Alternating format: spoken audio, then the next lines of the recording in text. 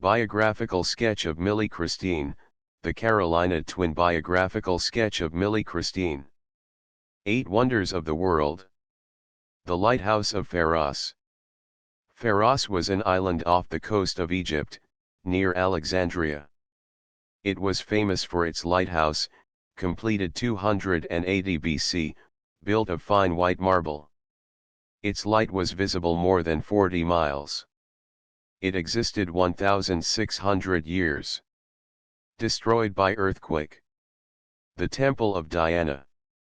The Temple of Diana at Ephesus was 220 years in being built, was of imposing richness, was 425 feet long, 225 feet broad, and supported by 127 columns of the finest Parian marble, each column 60 feet high and weighing 150 tons. These columns furnished by 127 kings. Statue of Jupiter. The colossal statue of Jupiter in the Temple of Olympia at Elis was of gold and ivory and sat enthroned 800 years, and was destroyed by fire about AD 475. An imitation of the head is preserved in the British Museum. The Colossus of Rhodes. This statue was 105 feet high, and hollow, with a winding staircase to its head. After standing 56 years, it was destroyed by an earthquake, 224 years BC. It lay for 9 centuries on the ground. It is said to have required 900 camels to remove the metal, hence it must have weighed over 700,000 pounds. It was erected to express the gratitude of the city of Rhodes to their allies under the king of Egypt against their enemy, the king of Macedon. The 8th Wonder of the World. Millie Christina, the Carolina twin, born in Columbus Co., North Carolina, July 11, 1851. The Mausoleum of Halicarnassus. This structure was erected by Artemisia, who was the sister, wife, and successor of Mausolus, king of Caria, BC 353. It was a rectangular building, surrounded by an Ionic portico of 36 columns, and surmounted by a pyramid rising in 24 steps, upon the summit of which was a colossal marble quadriga, with a statue of Mausolus. The Pyramids of Egypt. These were 70 in number. They were constructed of blocks of red granite and of a very hard stone. These were of extraordinary size, and their transportation and adjustment indicates a surprising degree of mechanical skill. The Great Pyramid was supposed to have been erected about 3,800 years BC, and is of the enormous size of 746 square feet at its base, covering about 12 acres of ground, and is over 450 feet high. It was probably erected as a burial place for the rulers of Egypt. The Hanging Gardens of Babylon. These were built by Nebuchadnezzar to gratify his wife, Amytis, a native of Media, and who longed for something to remind her of her mountain home. They consisted of an artificial hill 400 feet square at the base, and rising in terraces to a height which overtopped the walls of the city.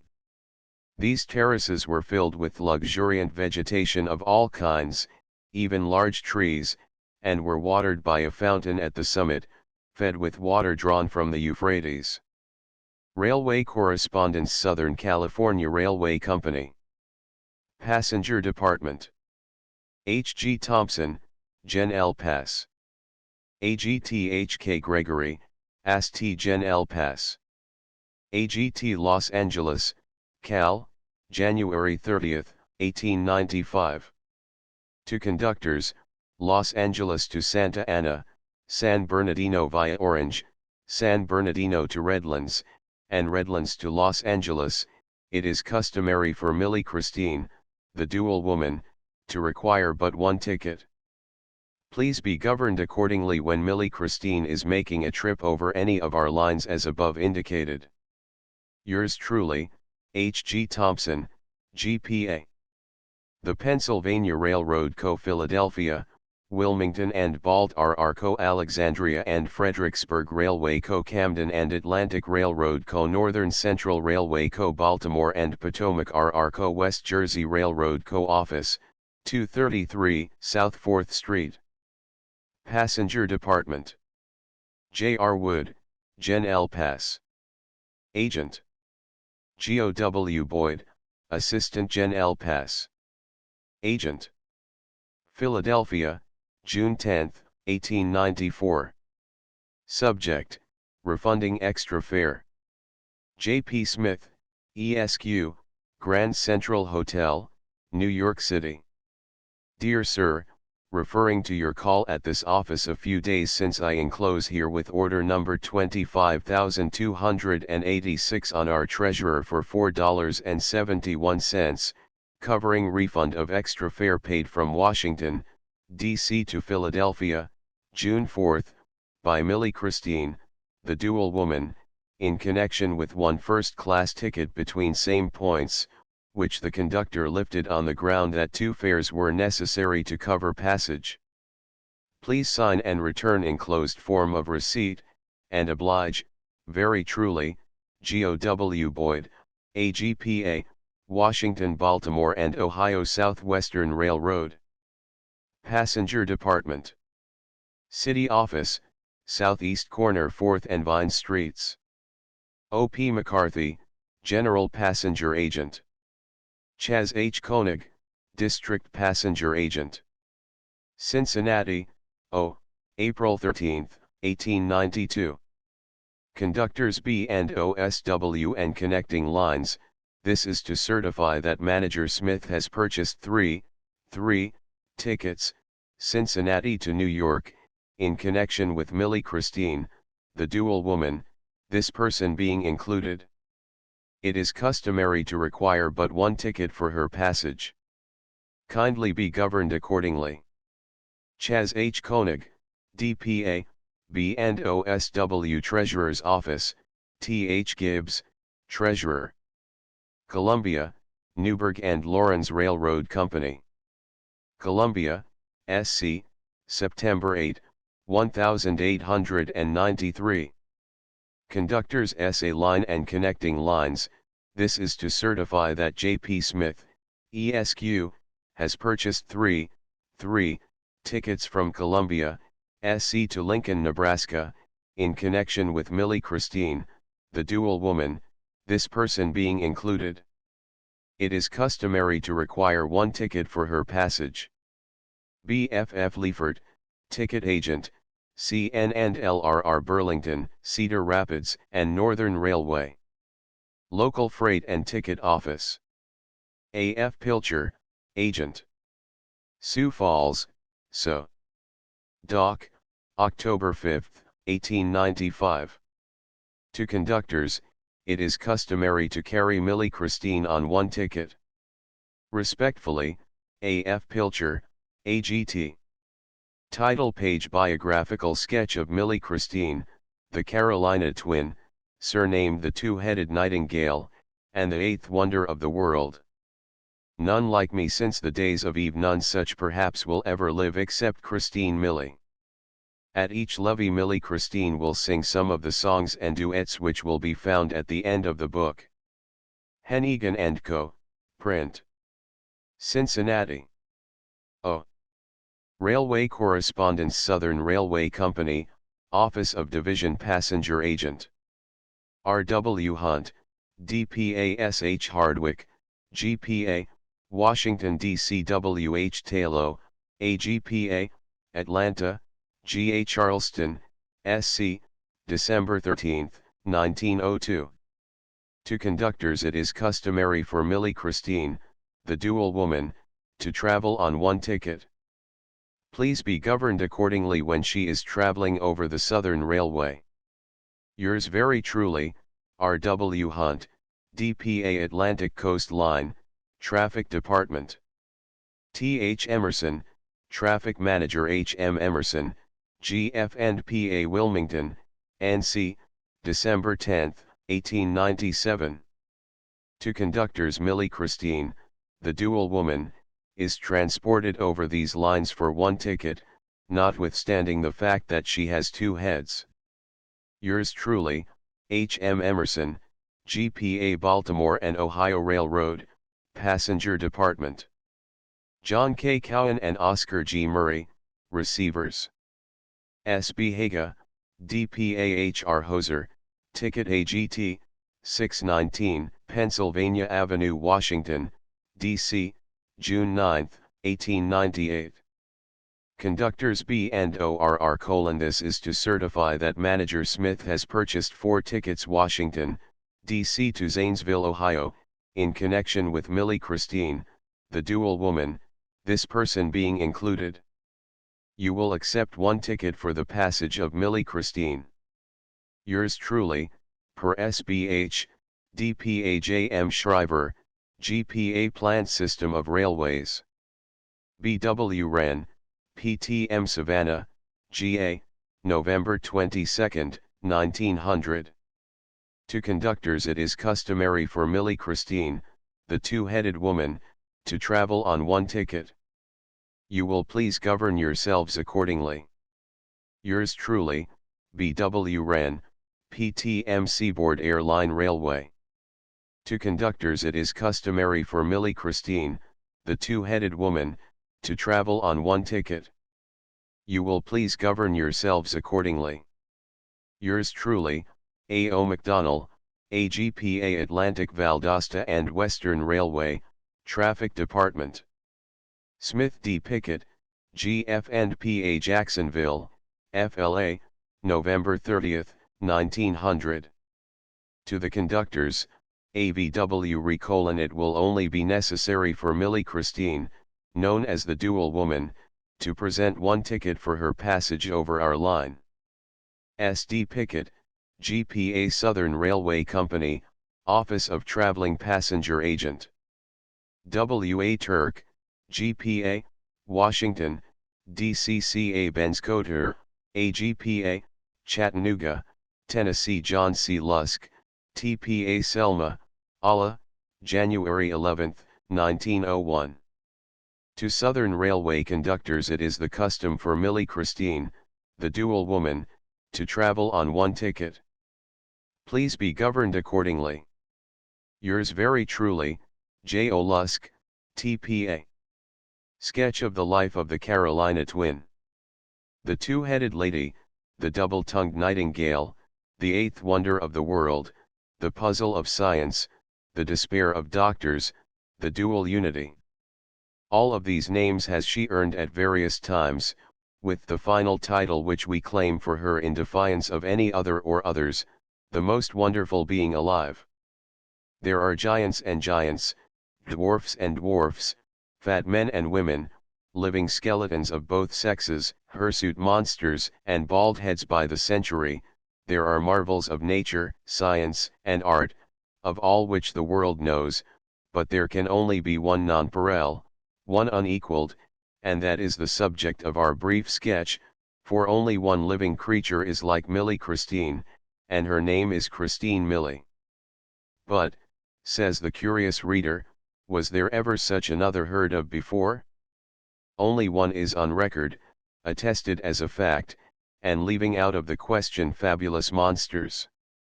The first year of the 18th century witnessed the birth of a similar phenomenon in Hungary, the sisters Helen and Judith, born in the year 1701. These girls were united at the lower part of the body only, and were perfectly distinct beings in every way. Helen was larger, stronger, and better looking than Judith, besides being much more active and intelligent. These girls lived to their 22nd year, when Judith fell sick and died, Helen following her within a few minutes of her demise. And all this, you remember, happened more than a century since, so that it takes nature 100 years at least to produce such a marvel again. Helen and Judith died at 22 years of age, while Millie Christine still lives, healthy and happy, at 38, and bids fair to attain a ripe old age as easily as less wonderful beings. The following pages, confined to a simple record of the facts in her career, will therefore prove of interest and value. Miss Millie Christine, or Christine Millie, was born of slave parents, on the plantation of Mr. Alexander McCoy, near the town of Whiteville, Columbus County, North Carolina, on July 11, 1851. At her birth her mother was in her 32nd year. She was a handsome woman, finely formed and in excellent health. Millie Christine's father, of Moorish descent, slender and sinewy, with the powerful activity characteristic of his race. Prior to the birth of Millie Christine, her mother had borne 7 other children, 5 boys and 2 girls, all of ordinary size, with no peculiarities of conformation, and some of them are still alive.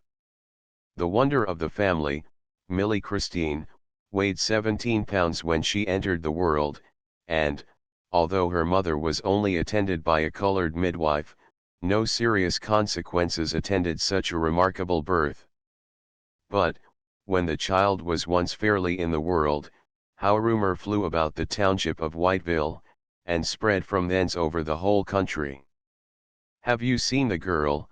was the first question asked of everyone by everyone, and pilgrimages to visit her became all the rage in the countryside.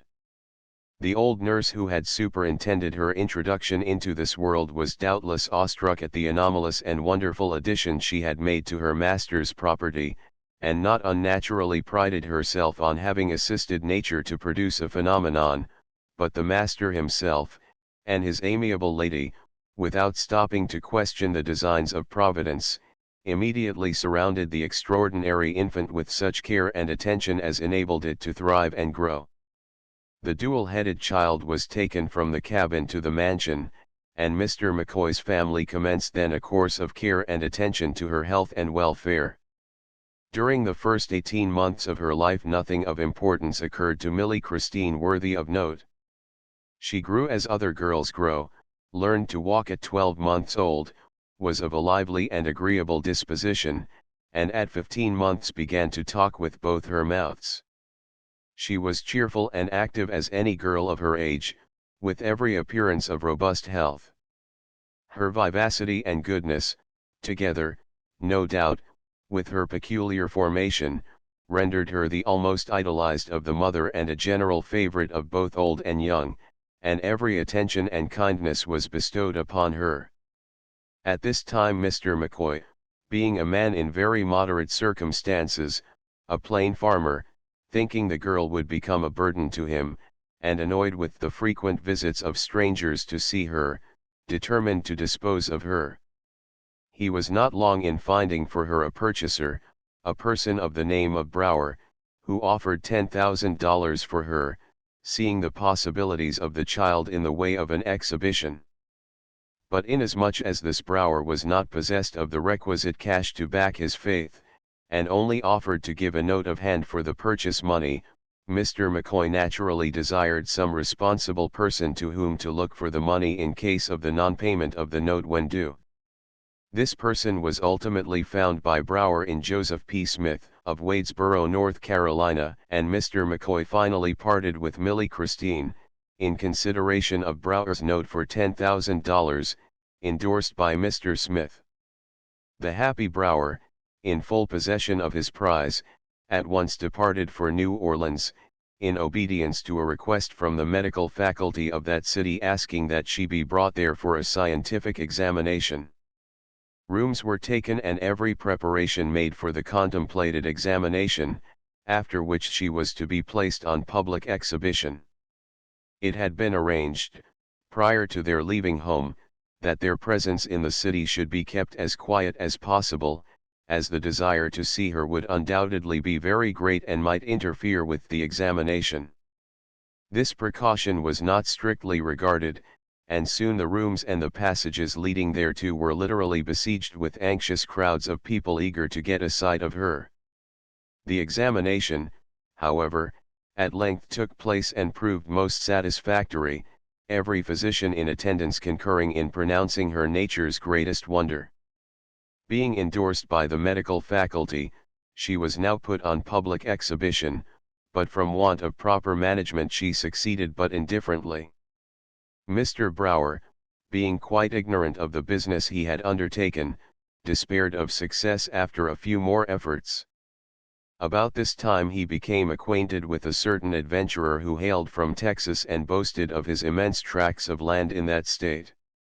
This swindler proposed to purchase the girl by giving for her lands, at a fair market valuation, to the amount of $45,000, and Brower, having full confidence in the would-be millionaire, concluded the bargain by giving possession of the girl, and was on the following day to receive the deeds in due form. The day arrived, but neither the Texan nor the deeds were forthcoming, and then for the first time the unpleasant fact broke upon him that he had been completely duped. To gain some knowledge of her whereabouts was now his first effort, but so adroitly was everything pertaining to her abduction managed that no clue to her, or even the direction she had been carried, could be gained, and every effort for a time to learn anything of her proved futile. Mr. Brower, after weeks of useless search, becoming convinced that, for the present, further efforts to regain her would only prove useless, determined to return to North Carolina and impart to Mr. Smith his loss, and to the mother the sad intelligence of the abduction of her daughter. Words are inadequate to describe the anguish of the parent on learning the fate of her child.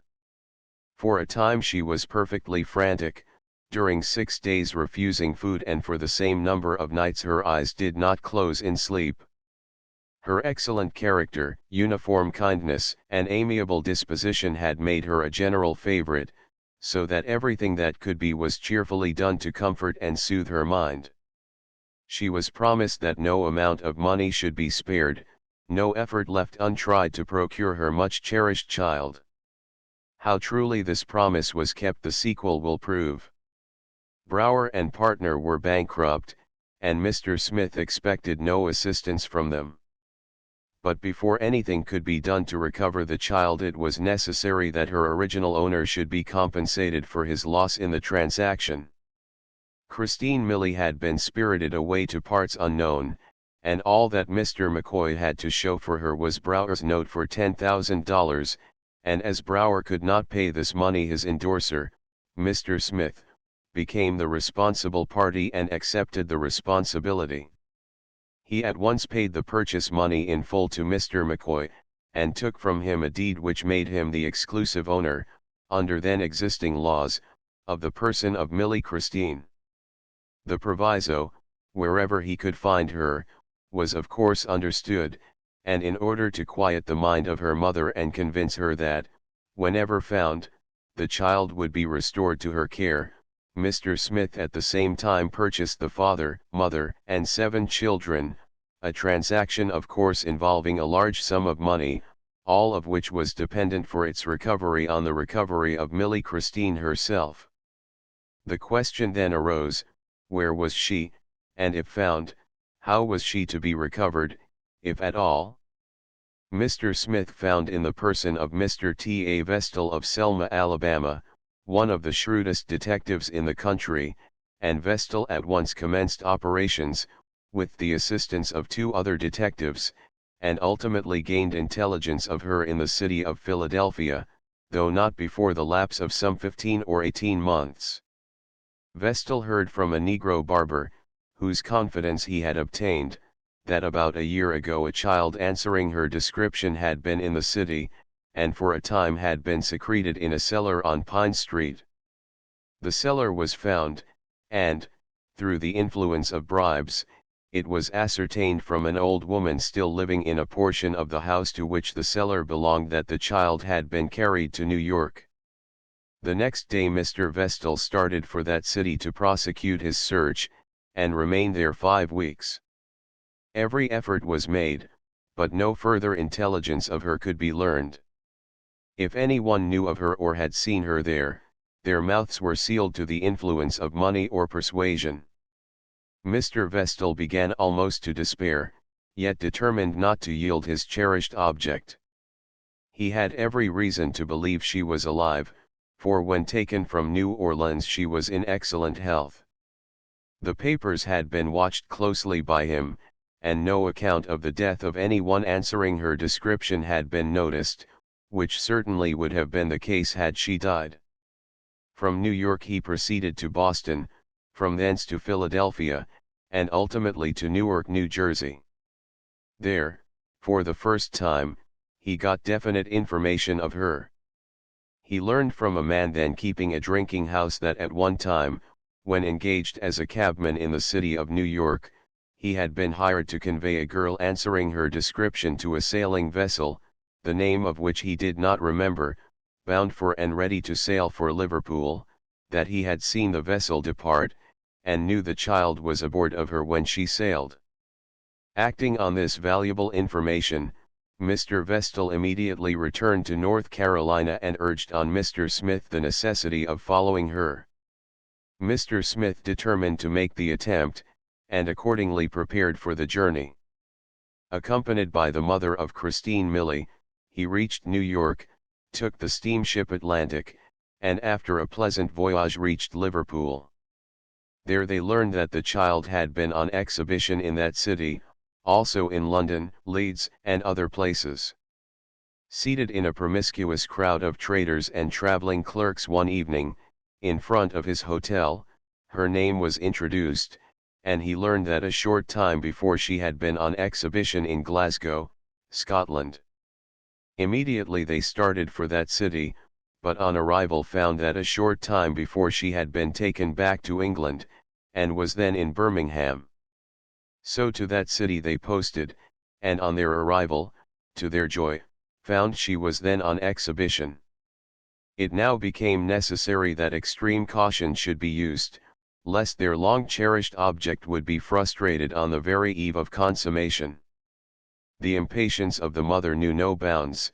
Scarcely could she be restrained from rushing to the exhibition room and defiantly claiming her child, supposing the party who then had possession of it would recognize her claim.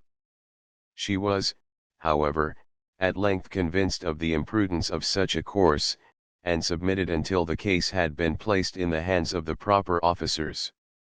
Accordingly the chief of police and a select body of assistants were called and a true statement of the affairs given. The American consul was also waited upon and consulted. He immediately took a lively interest in the matter, and advised that the arrival of the American party be kept unknown to the exhibitor until they, in company with a protective force of police, should enter the hall that evening, and should the child recognize the mother among the audience, it would be prima facie evidence of the facts attempted to be established by them, and used as such in case of litigation.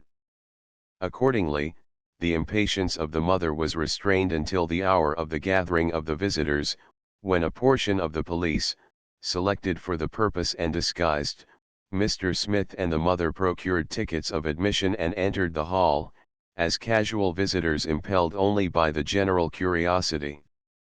No sooner, however, had the keen eye of the mother caught a glimpse of her long-lost child than she uttered a scream of such heart-rending pathos that the audience simultaneously rose to their feet, wondering and astonished. The mother, overpowered, fell fainting to the floor. When resuscitated she wildly threw her arms about, crying in most piteous tones, "My own child! Oh! Give her to me! Do not take her away again, she needs my care. Where is she? Where is she?" While this scene of excitement was going on, the exhibitor attempted to secrete the girl in an adjoining room, but an honest Scotchman, divining his intentions, placed his back against the door, and bringing himself into a position that would have delighted a pugilist, cried out, "Yell nae tak the bairn ayant the door, mon ye wallop me first, and I'm nae thinkin' ye'll soon do that." Such a scene of excitement as this denouement created has seldom been witnessed. The women fainted, and the men, learning the true state of affairs from the chief of police, who mounted the stage for the purpose, threatened with immediate and summary punishment the sordid villain who had stolen, for the purpose of gain, a helpless child. He managed, however, to escape by jumping from the second-story window, which hazardous feat alone, for the time, saved him from certain and well-merited punishment. The mother, recovering, took the child, and they were conveyed to the hotel, where, for the first time in 3 years, she slept with it in her arms, forgetting, in the possession of the fondly loved and long lost one, the days and nights of anguish she had spent during its absence, and dreamed of naught save happiness and pleasure to come. But her troubles were not to end here. The prize was too rich to be thus easily given up by interested ones. So, on the following morning, a writ of habeas corpus was served upon them, requiring the appearance of mother and child before the Court of Admiralty, to show cause why she was taken from the custody of the exhibitor. Here the consul again proved a friend and true American by demanding the child as an American citizen, and requiring it, as a minor, to be placed in charge of the mother, and that protection be given her to maintain her maternal rights. Voluminous proofs, giving an accurate description of mother and child, together with all necessary facts bearing upon the case, had been carefully procured and carried there, in case of necessity. Upon these the consul spoke a short time, when the judge, arising, declared it useless to occupy more time, for from the opening of the court the case had been decided by the bench. The child should be given into the custody of its lawful mother. If it was not the child of the defendants, then mother never bore a child. Every lineament, every feature, every look betokened it, every spectator in his inmost heart felt, yes, knew it to be her child, almost as certainly as though they had seen it every hour since its birth. A long and hearty shout of approbation at this decision ascended to the dome of the stately old building. As soon as order was restored, the plaintiff determined to make one more effort, so, calling the attention of the court to the fact of his ability to perform all he promised, he said he was ready then and there to settle upon the mother the sum of £10,000 sterling, and deed to her an elegant house, in which she could spend the rest of her days in luxury and comfort if she would remain in England and give him possession of the child until she was 18, to all of which flattering offers she only turned a deaf ear, preferring, as she said, to return and live, as she had done, in the land of her birth, with those she had known from infancy, and among her kindred and her friends. It should have been remarked before that the Texan, although shrewd enough to dupe Brower, was in turn made a dupe himself. Arriving in Philadelphia, on their way from New Orleans, he fell in with two showmen, Thompson and Miller, who soon succeeded in getting possession of the girl, and it was they who had carried her to, and in whose possession she was found, in England. As Thompson and Miller had been most successful in their exhibitions of her, in the course of 3 years arising from poverty to comparative affluence, it was not to be presumed they would willingly abandon the hope of again possessing her, be the means of possessing what they would. Mr. Smith, the mother and the subject of our sketch, being now free to depart, made their preparations openly to return. The Atlantic had made a return trip and was then at the Liverpool docks. The now happy party again took passage upon her, and after a prosperous voyage reached New York. There they took the cars and were soon landed safely in the good old state of North Carolina. Astonishing as it may appear, scarcely had the party reached home when those who had caused so many sleepless nights and days of anguish and trouble made their appearance in Charlotte, distant from the girl's home 55 miles, evidently intent upon another attempt to regain the rich prize they so fraudulently had possession of for a time, but now arrested from their avaricious grasp. The citizens of Charlotte, learning of their presence and intentions, concluded to give them an admirably fitting suit, composed of good tar and excellent feathers, and the freedom of the streets for promenading, with the company of a lusty negro to keep time to quick step on the end of a large tin kettle. Thompson and Miller, by accident, learning the intentions of the charlatans, concluded discretion was the better part of valor and decamped by night, and since then nothing has been heard of either in North Carolina, and the only thing to remind you of their visit to that section is the chorus of a Negro song heard at the corn shuckings, Massa Thompson run a race, oh, oh, oh yeah. He beat the fastest hoss into place, yeah, oh yeah. Hola. Millie Christine grew and flourished, when Mr. Smith, yielding to the earnest solicitation of friends who knew him to be possessed of the world's greatest marvel, allowed her to be taken upon a tour through the states of South Carolina, Florida, Georgia, and Louisiana. At the close of that tour, in the city of New Orleans, an incident occurred which, for a short time, made shipwreck of the happiness of Millie Christine, and which, but for the affection of Mr. and Mrs. Smith, and the persistence which that affection inspired, would probably have altered the whole life of the child for the worse. She was again kidnapped and for months was hurried over the country, from place to place, and deprived of the fostering care of her natural guardians.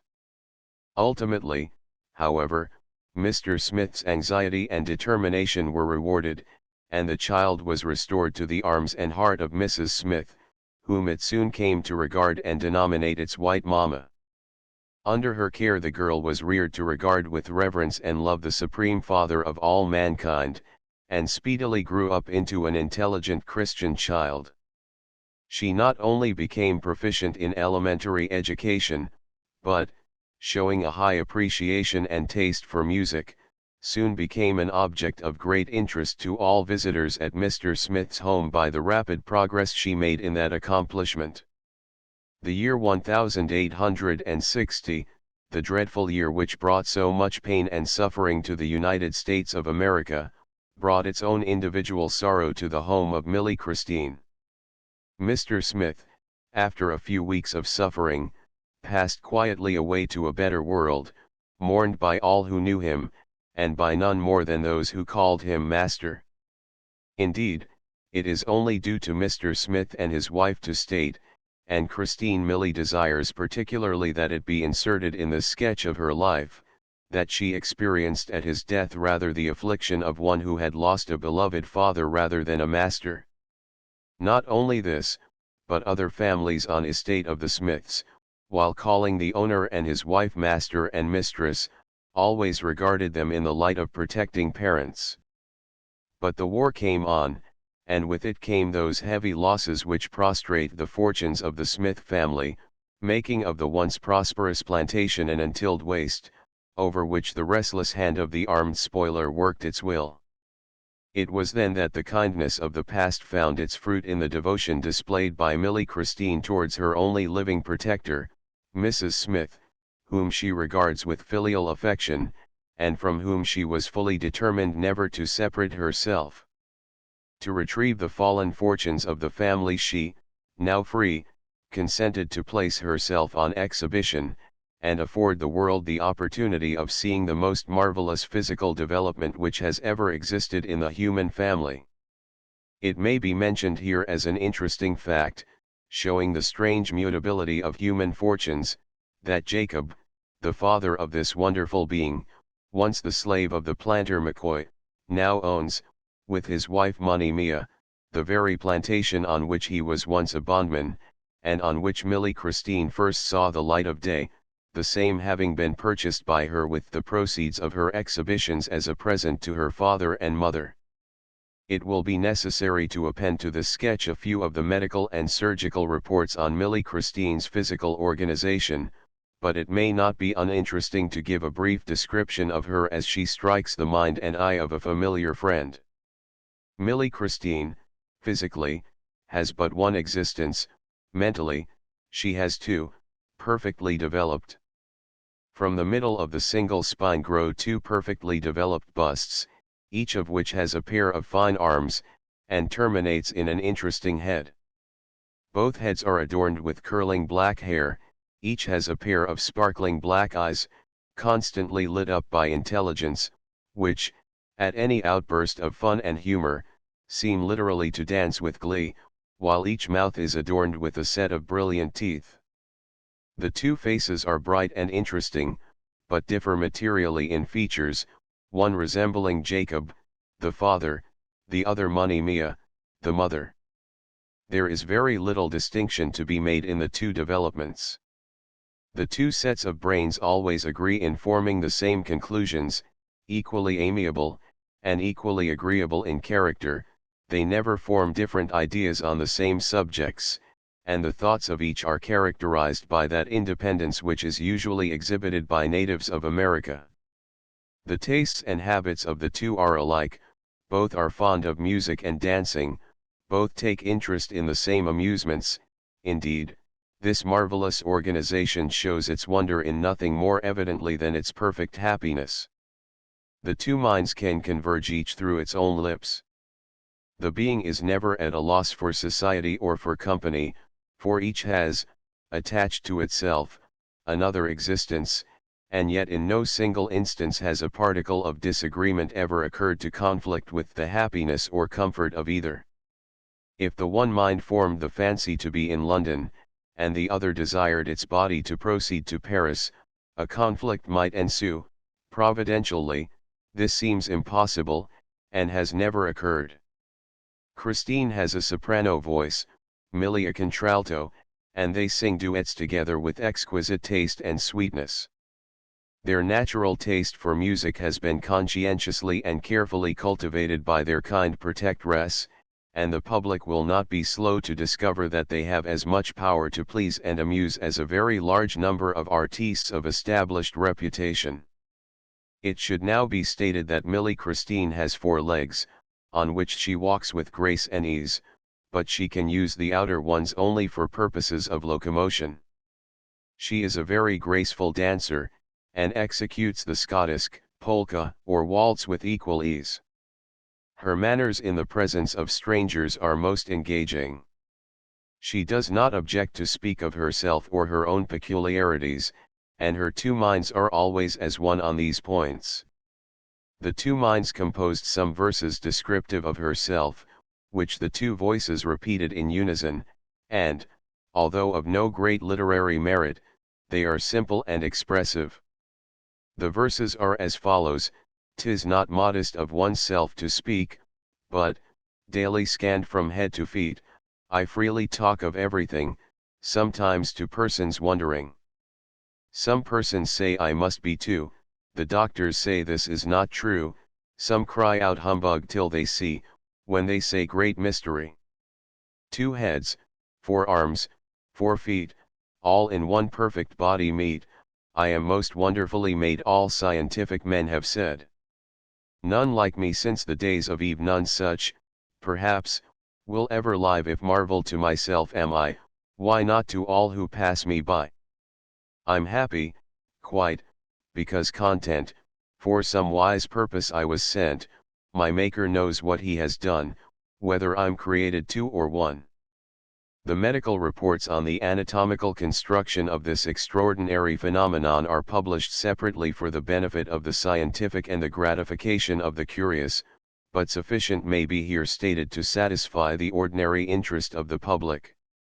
A number of gentlemen connected with Jefferson Medical College, in the city of Philadelphia, examined Christine Millie. Among them were Doctors Pancoast, Meigs, Bidet, Wallace, and Dixon, all well known in the medico-scientific world. Forney's Press contains the following report of the clinic: at a special clinic recently held at the Jefferson Medical College, Christine Millie was submitted to a scientific anatomical examination. Assembled at the clinic we found Professors Pancoast, Ormsby, Rand, and Gross, and Doctors Meigs, W. H. Pancoast, Gardet, Ray, Turnbull, Atkinson, Barson, Back, Dixon, Cohen, Attlee, Andrews, and others, well known to surgical fame. The double-headed girl was introduced by Dr. William H. Pancoast, the demonstrator of anatomy at the college, and a general feeling of astonishment was felt when it was discovered that, instead of a monstrosity there was exhibited to the professional talent assembled a well-educated, intelligent, quick-wit girl, with nothing about her that was repulsive or calculated to offend the most fastidious, but which at once stamped her as a wonder and a source of scientific information to those learned in anatomy. Dr. Pancoast stated that the body had been placed under his professional care, and, owing to the important questions involved, a private examination had been made by Professors Pancoast and Gross, and Drs. Savai and Andrews, which had verified all the opinions expressed as to her duality. It was then stated that this remarkable freak of nature was united at the lateral posterior portion of the pelvis, while above that point they were separated, had separate chests, 2 pairs of fully developed arms, but only one trunk. The double-headed possessed separate intellectual faculties as entirely distinct as was the brain power of 2 different individuals, while their faces indicated, to a remarkable degree, intelligence of a high order and amiability. The lower portion of the body had inclined outwards from each side, and the lower limbs were inferior, and not so fully developed as the arms.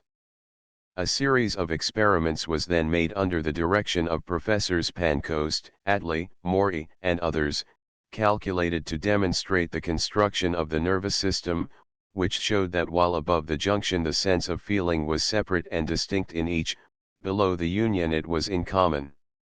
A touch upon the foot of one would be instantly detected by the other, while a hand placed upon either shoulder was only noticed by the one touched.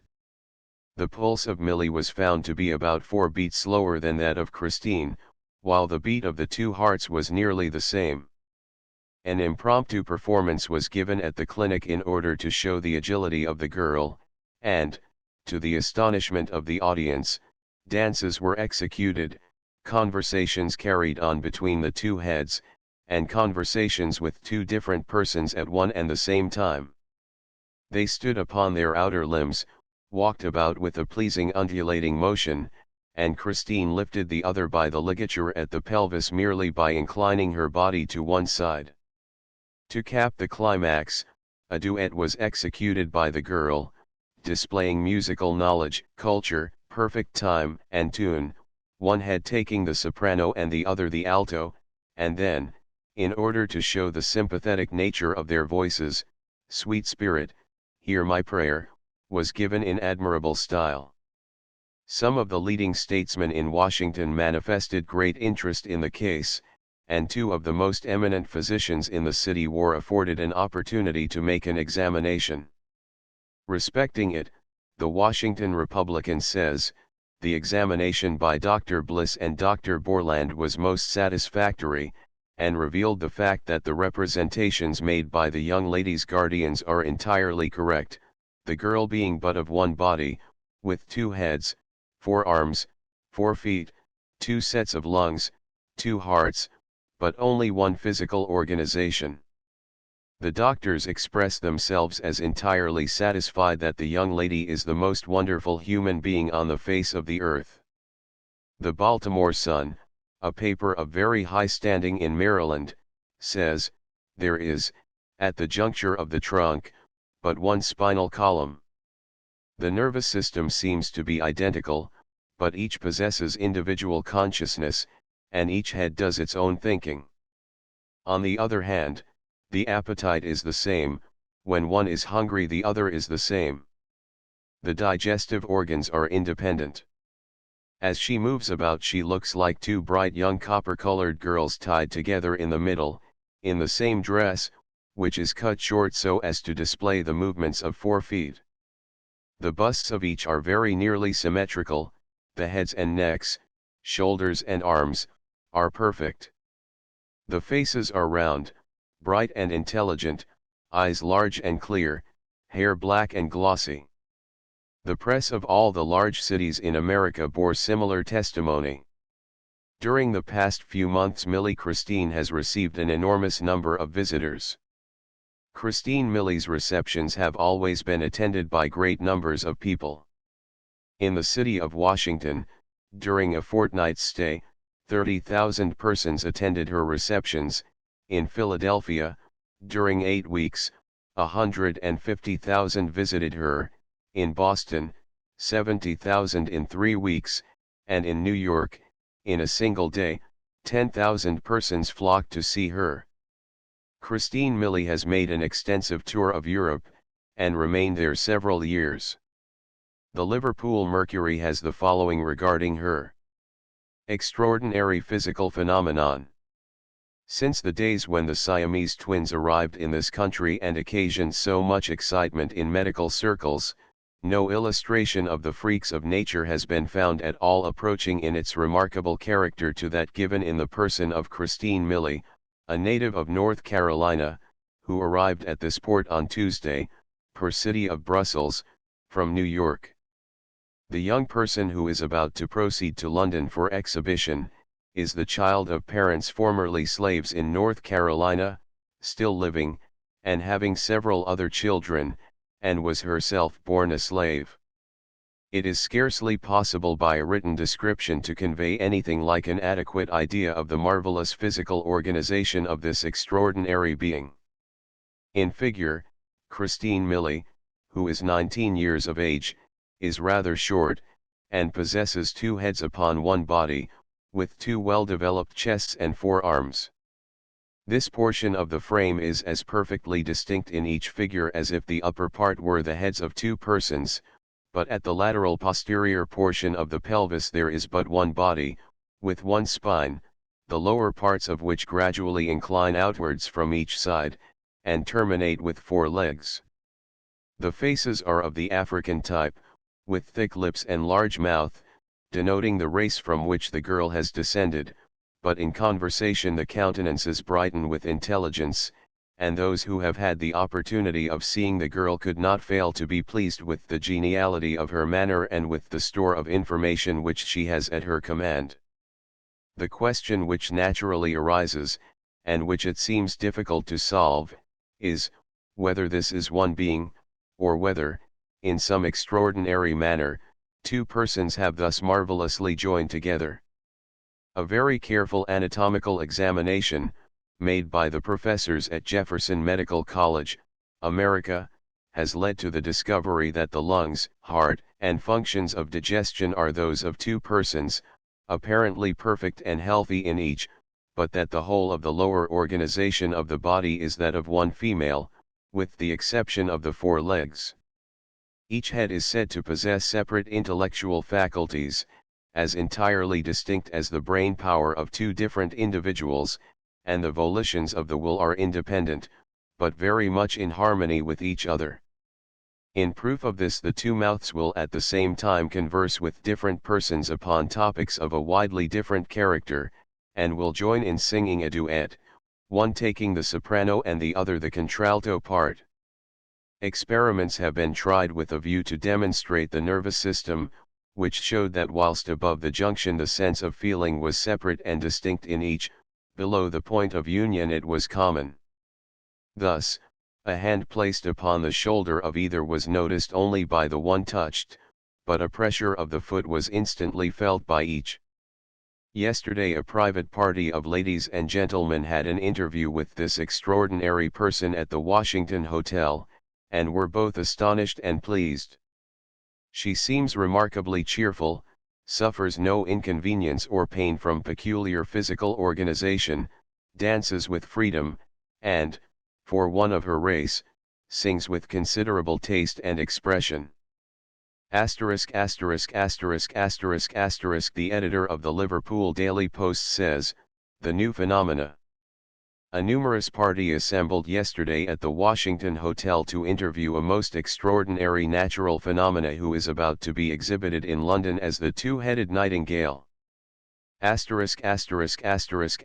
Christine Millie is a phenomenon of the Siamese twin order, but far more wonderful, for instead of 2 bodies connected with a ligature, there is only one torso, the body separating a little above the waist. There are 2 distinct busts and pairs of shoulders, 2 heads, 4 arms, and 4 legs. Anatomical examination has proved that the young lady, she is 19 years of age, has 2 sets of lungs, and 2 digestions. It is certain there are mentally 2 perfect individualities, for conversations may be carried on with each of the 2 persons so mysteriously blended in one, and, each having a very pretty gift of singing, they perform duets in parts.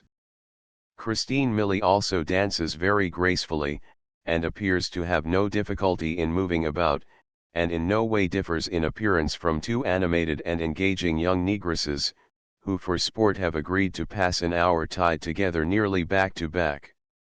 The exceedingly amiable and merry disposition of the mysterious pair deprives the exhibition altogether of that painful element which was present even in the case of those practical philosophers, the Siamese twins. Christine Millie first saw the light as a slave in North Carolina, and the lady on whose estate she was born, and by whom she has been most affectionately and successfully educated, accompanied her to England. All who met Christine Millie yesterday must have felt interested in her fortunes, and well disposed to meet her again. From the Liverpool Daily Courier, Arrival of Curiosities of Nature. Amongst the visitors who arrived at Liverpool from New York on Tuesday in the Inman steamer city of Brussels, was a party of ladies and gentlemen, whom the indefatigable Mr. Barnum, of showman notoriety, has nothing to do with, though here for the edification of the curious. The most singular and physiologically interesting member of the party is a young lady, between 18 and 19 years of age, or rather, two young ladies rolled into one, who is certainly a rival to the famous Siamese twins, and very much more attractive in appearance than Messrs. Chang and Eng. Those who saw the Siamese twins during their presence in England will have a vivid recollection of the painful look that their features bore, and the constrained movements of their bodies while walking in any direction. There is a total absence of this in the young lady who bears the name of Miss Christine Millie, whose 4 bright black eyes and dazzling rows of pearly white teeth light up a fair Creole complexion with an animation that is really attractive. This singular lusus naturae is the offspring of parents who were slaves in North Carolina previous to the American Civil War, and has several brothers and sisters who are like ordinary humanity. During the struggle the family suffered considerable privation, but as a curious illustration of the changes which have taken place in Southern society, through the war and the declaration of freedom from slavery, it may be mentioned that the father of Christine Millie is now the owner of the plantation on which he was once a slave. As to the young lady herself, for we have surgical authority for describing her, she has bodily only one person, though possessed of 2 heads, 2 pairs of shoulders, 4 arms, and 2 pairs of legs, amalgamated curiously with 1 trunk. We can only say that an hour's audience with her yesterday afternoon proved her to be a cultured, self-possessed, and accomplished person, who had a most singular attribute of being able to hold 2 totally distinct conversations at the same time with different persons, or the same person, can sing a duet very tastefully and tunefully in 2 voices, soprano and contralto, and can dance a mazurka with singular grace and facility. There was no difficulty made in exhibiting the upper portion of the dorsal connection, and it was done without any infringement of modesty. From the Liverpool Leader, most extraordinary. In the steamship city of Brussels, from New York, on the 2d of May, 1871, arrived a cargo which, in the words of Mr. Toole, may be termed most extraordinary. Of all the curiosities ever unearthed by the immortal Barnum, none can compare in the most minute degree with Millie Christine, a daughter or daughters, whichever the fastidious pleas of the state of North Carolina. They first saw the light 19 years ago, and the mother is presumably the founder of that gigantic Woman's Rights Association in America, which has lately made formidable inroads upon English society. Here we have a young lady with 1 body, but 2 distinct minds, borne by 2 separate heads. All the intelligent men who saw her at the Washington Hotel the other day, can bear witness to the marvelous intelligence which predominates in both brains, the conversational powers of the 2 heads at once in communication with 2 different persons, upon different topics, would sufficiently testify it. But the marvel did not stop here. Some of the sweetest duets in the language of music were sung by a high soprano and a pure contralto. The notes issued from 2 heads, and yet but 1 trunk supplied the verve. It may now be added that this extraordinary trunk has 2 pairs of perfect legs, terminating in symmetrical and very pretty feet, and that, moving upon their pedal extremities, the trunk exhibits the very poetry of motion. The polka, the mazurka, the schottische, are delineated by these two pairs of pretty feet, in perfect time and harmony, and the spectator is rewarded not by one smile, as in the case of ordinary young ladies, but by two distinct smiles, winked at you by two pairs of sparkling and roguish eyes, and thrown at you by two different sets of the purest ivory that ever adorned the mouth of an Indian sultana. There are a lot of people here, or elsewhere, always ready to strain at the smallest gnat and swallow the biggest camel, who will doubtless put this young lady down as outside the pale of ordinary humanity. If this prejudice should carry one so far as to avoid her, they alone will be the losers. We can testify that no person of ordinary intelligence can be in her company for half an hour without yielding to the charm of her manner and the fascination of her double smiles. She has you on both sides. If you remove your head from one position, you are immediately the victim of another pair of eyes, which fix you and, in fact, transfix you. We candidly admit that we were fascinated, and that we immediately lost sight of the phenomenon and became overpowered by the influence of this dual brain. The young lady will shortly hold levees in London, and the public of Liverpool may hope to see her by and by. The eminent medical men of the United States testify that this remarkable freak of nature is united at the lateral posterior portion of the pelvis, while above that portion they are separated, have separate chests, two pair of fully developed arms, but only one trunk. With the double head they possess separate intellectual faculties as entirely distinct as in the brain power of two different individuals, while their faces indicate to a remarkable degree intelligence of a high order and great amiability. Visit of eminent men in Liverpool to Millie Christine. On the 4th of May a reception for medical men was held at the Washington Hotel, Liverpool, and was attended by the following eminent members of that faculty: Dr. Nevins, Dr. Bickersteth, Dr. McGregor, Dr. Gregan, Dr. Slack, Dr. Gorst, Dr. Steele, Mr. T. Bickerton, FRCS, etc., Mr. Edgar Brown, MRCS, Mr. J.A.S. Penn Harris, Mr. W. H. Manifold, etc. Having had an opportunity of explaining the bond of union, these eminent men were unanimously of the opinion that Millie Christine is the most extraordinary phenomenon the world has ever seen. The Two-Headed Girl. Laughable account of the Two-Headed Girl by a Western editor. Girls in this city are divided into two classes: single-headed girls and double-headed ditto. The single-headed ones are certainly the most numerous, but the double-headed ones appear to be the most attractive. This is evident from the fact, that while we can see a single-headed girl almost any time, we have to pay in order to be introduced to the maid with the duplex cranium. We say maid because the last double-headed girl we saw was not married. There was one man who courted her successfully, as he thought, for a time, but before popping the question he kissed one face first, and could never get the consent of the other head. She is now waiting till a two-headed man comes along, and is gay with hope. This duplex girl, however, must be in every way a desirable match. Though the assurance given that she eats with both heads may tell against her with parsimonious wooers, yet the fact that she buys dresses for one only must be an immense advantage. The same with her talking.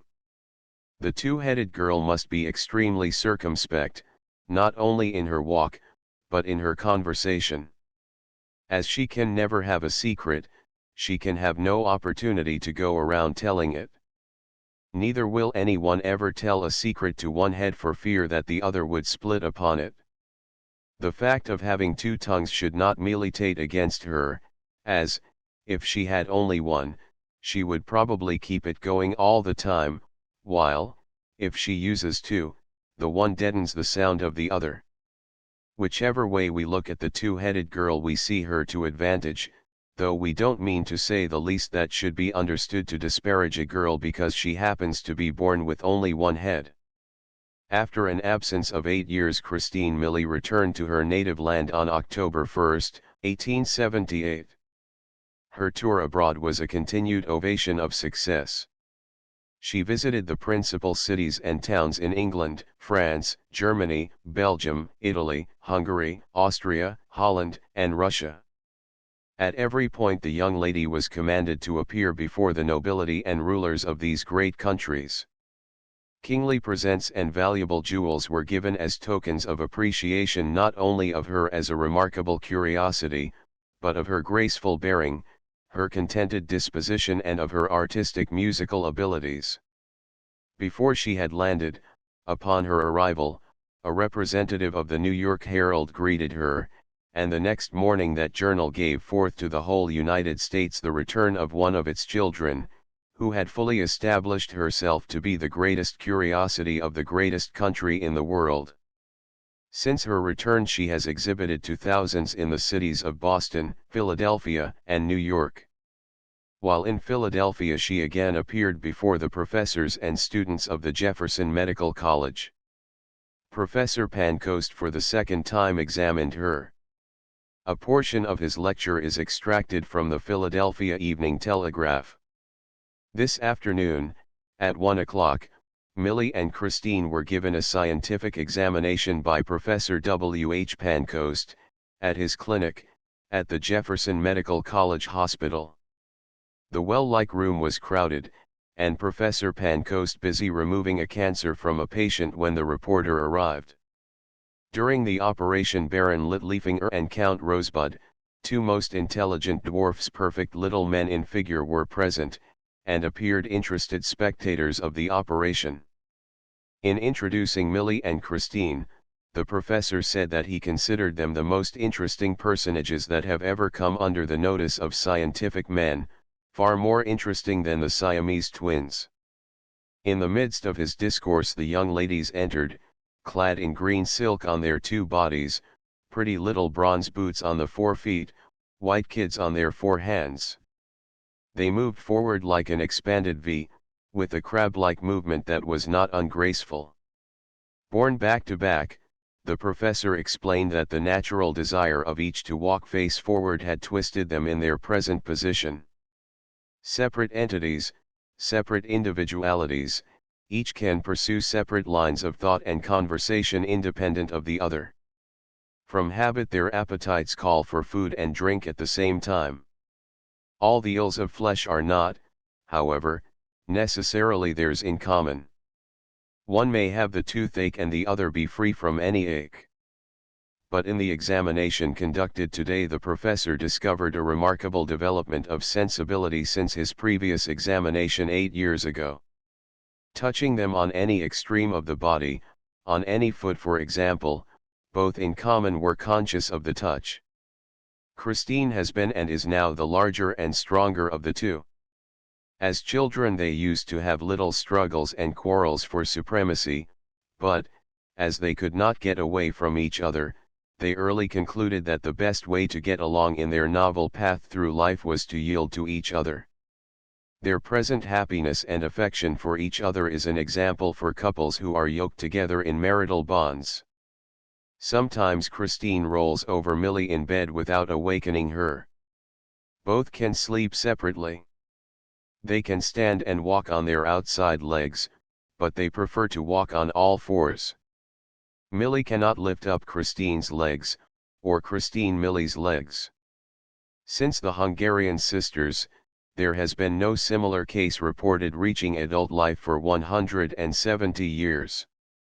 The bond of union between these, which is just above the bones of the spine, is chiefly cartilaginous, but the spines are so closely approximated that there is an osseous union between them. To the question by Professor Pancoast, whether either was engaged to be married, each denied the soft impeachment with decision, though the professor explained that physically there are no serious objections to the marriage of her or them, but morally there was a most decided one. During the professor's lecture the Mrs. Christine Millie and Millie Christine appeared very much interested in the diagnosis of their singular condition, and evidenced their superior intelligence by their apt and ready answers. While abroad, Millie Christine made herself mistress of the French, German, Italian, and Spanish languages. Always industrious, she makes her entire wardrobe, even to her dresses, for exhibition purposes. She dresses herself without trouble. Having lived thus long together, they express no desire to be parted and hope to leave this world as they came into it together. Railway correspondence: the Missouri Pacific Railway Company, St. Louis, Iron Mountain and Southern Railway Co. and leased, operated, and independent lines. August Sundholm, PNTAGH Ritchie, Guy E. Thompson, STS. SWCOR Markham and Louisiana STS and Union Depot. Little Rock, Ark, February 19, 1899. Conductors SL, IM and SRE and connecting lines. It is customary to carry Millie Christine on one ticket. Respectfully, August Sundholm, PNTA Norfolk and Western Railway Co., Norfolk and Richmond Vestibuled Limited. Fastest train in the South. Virginia and Ohio Line. West and Northwest. C. H. Bosley, DPA, JNO. E. Wagner. CPNTA, 838 Main Street, Richmond, Virginia. W. E. Hazelwood, PA, 93 Granby Street under Monticello Hotel, Norfolk, Virginia. Norfolk, Virginia, April 25, 1903. To conductors, Norfolk and Western Railway Company. Gentlemen, for your information I beg to advise that manager of Millie Christine, a dual woman, is in the habit of only purchasing one ticket for her. This custom has been adhered to and recognized by all lines. Yours truly, W. E. Hazelwood, PA.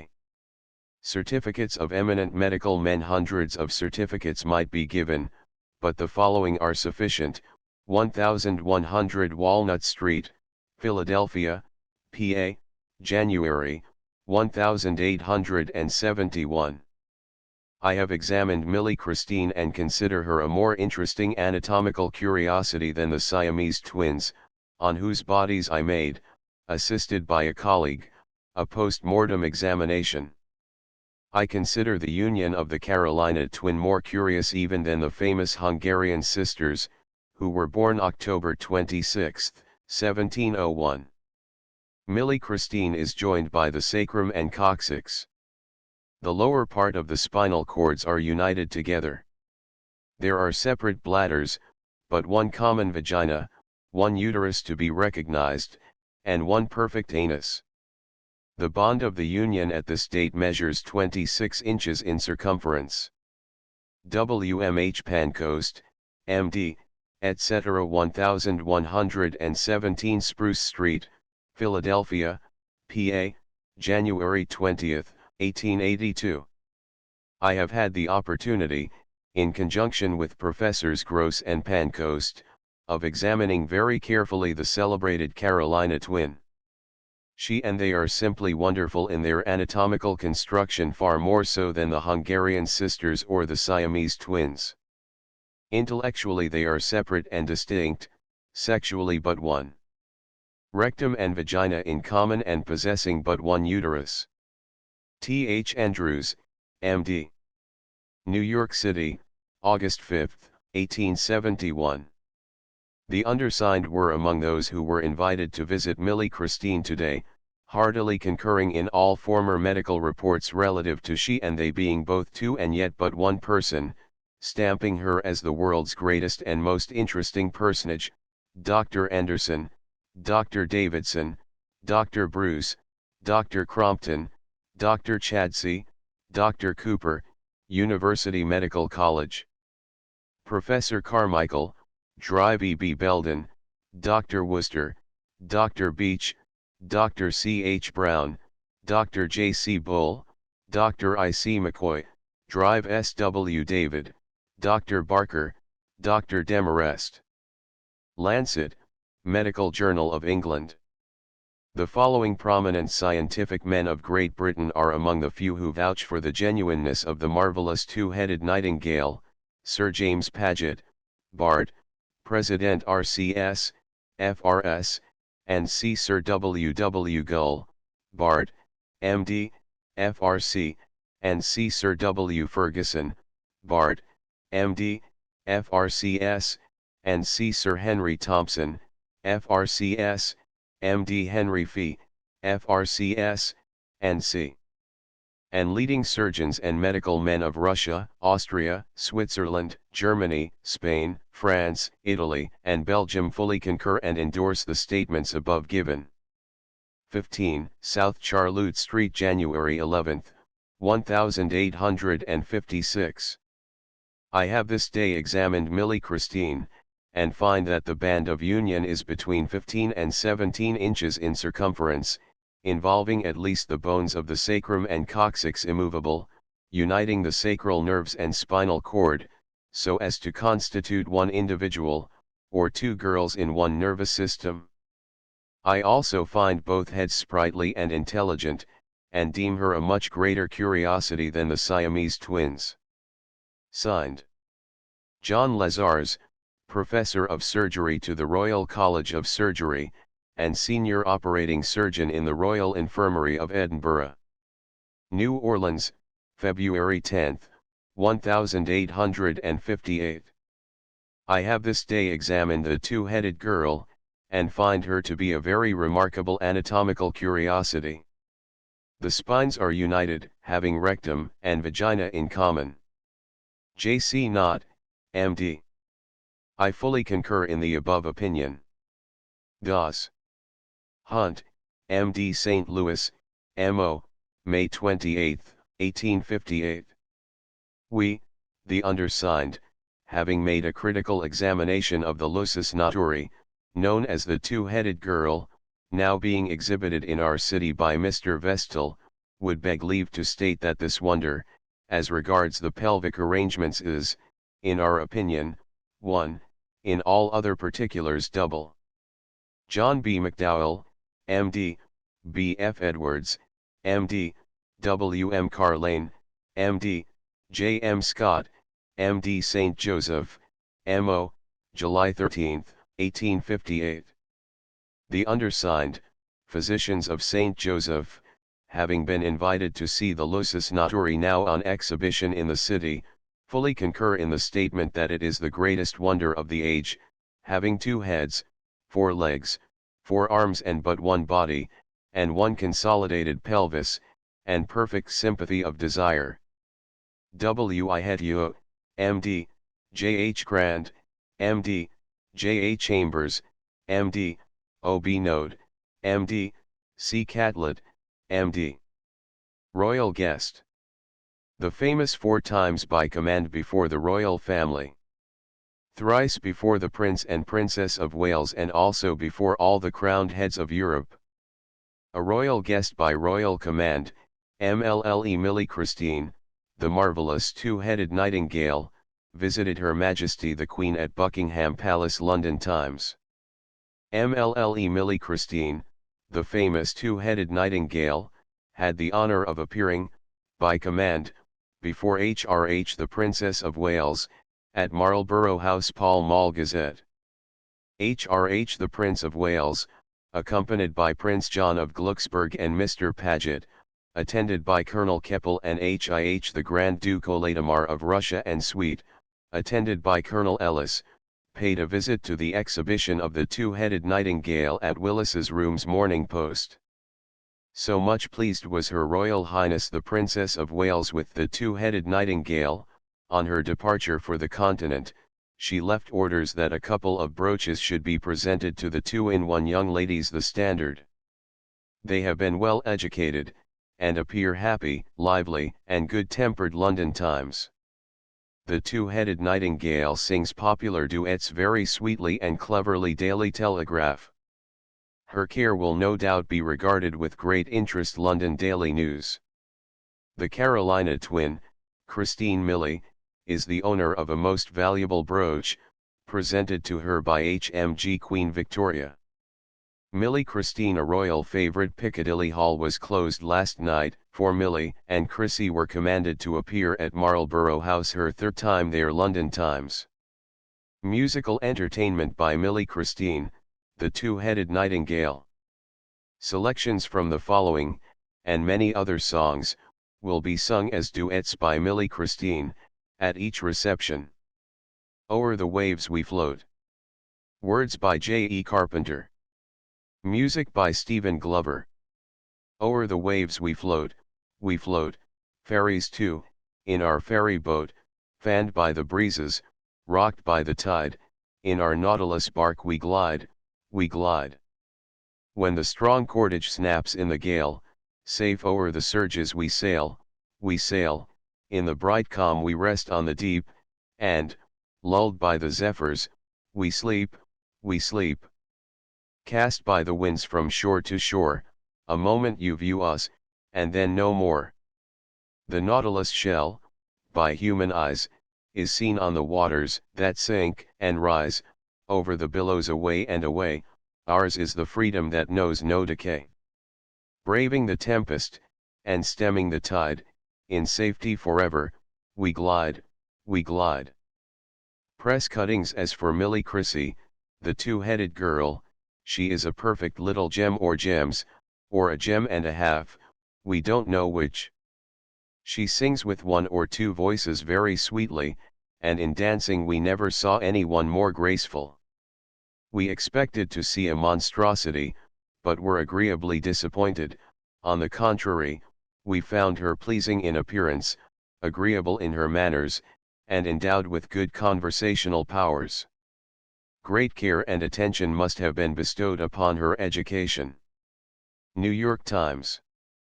Take the children and go to Oddfellows Hall, and see the wonderful two-headed girl combination while you have an opportunity, and you will thank us for the advice. Washington Republican. Whippoorwill's Song. A ballad. Composed by H. Millard.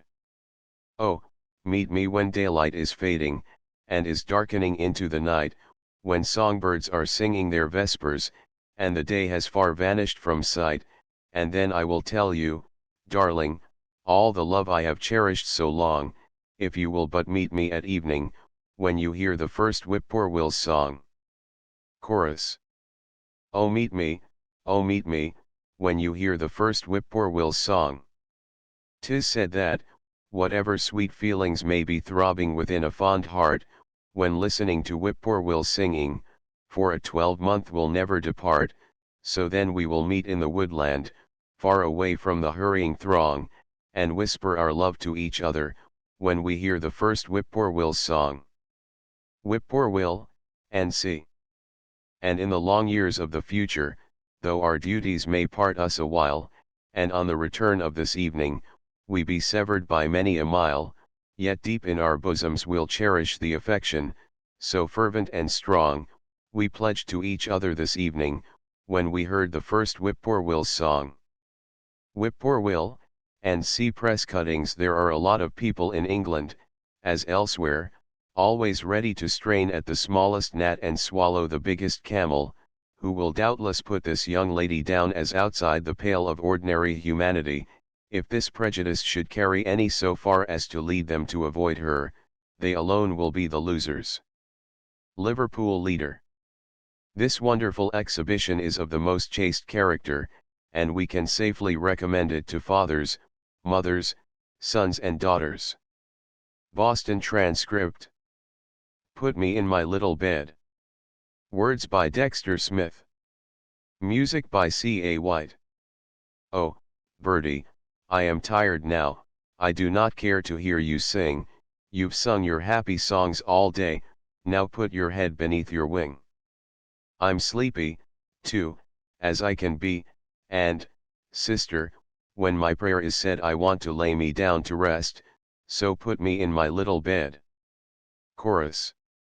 Come, sister, come, kiss me good night, for I my evening prayer have said, I'm tired now, and sleepy too, come put me in my little bed.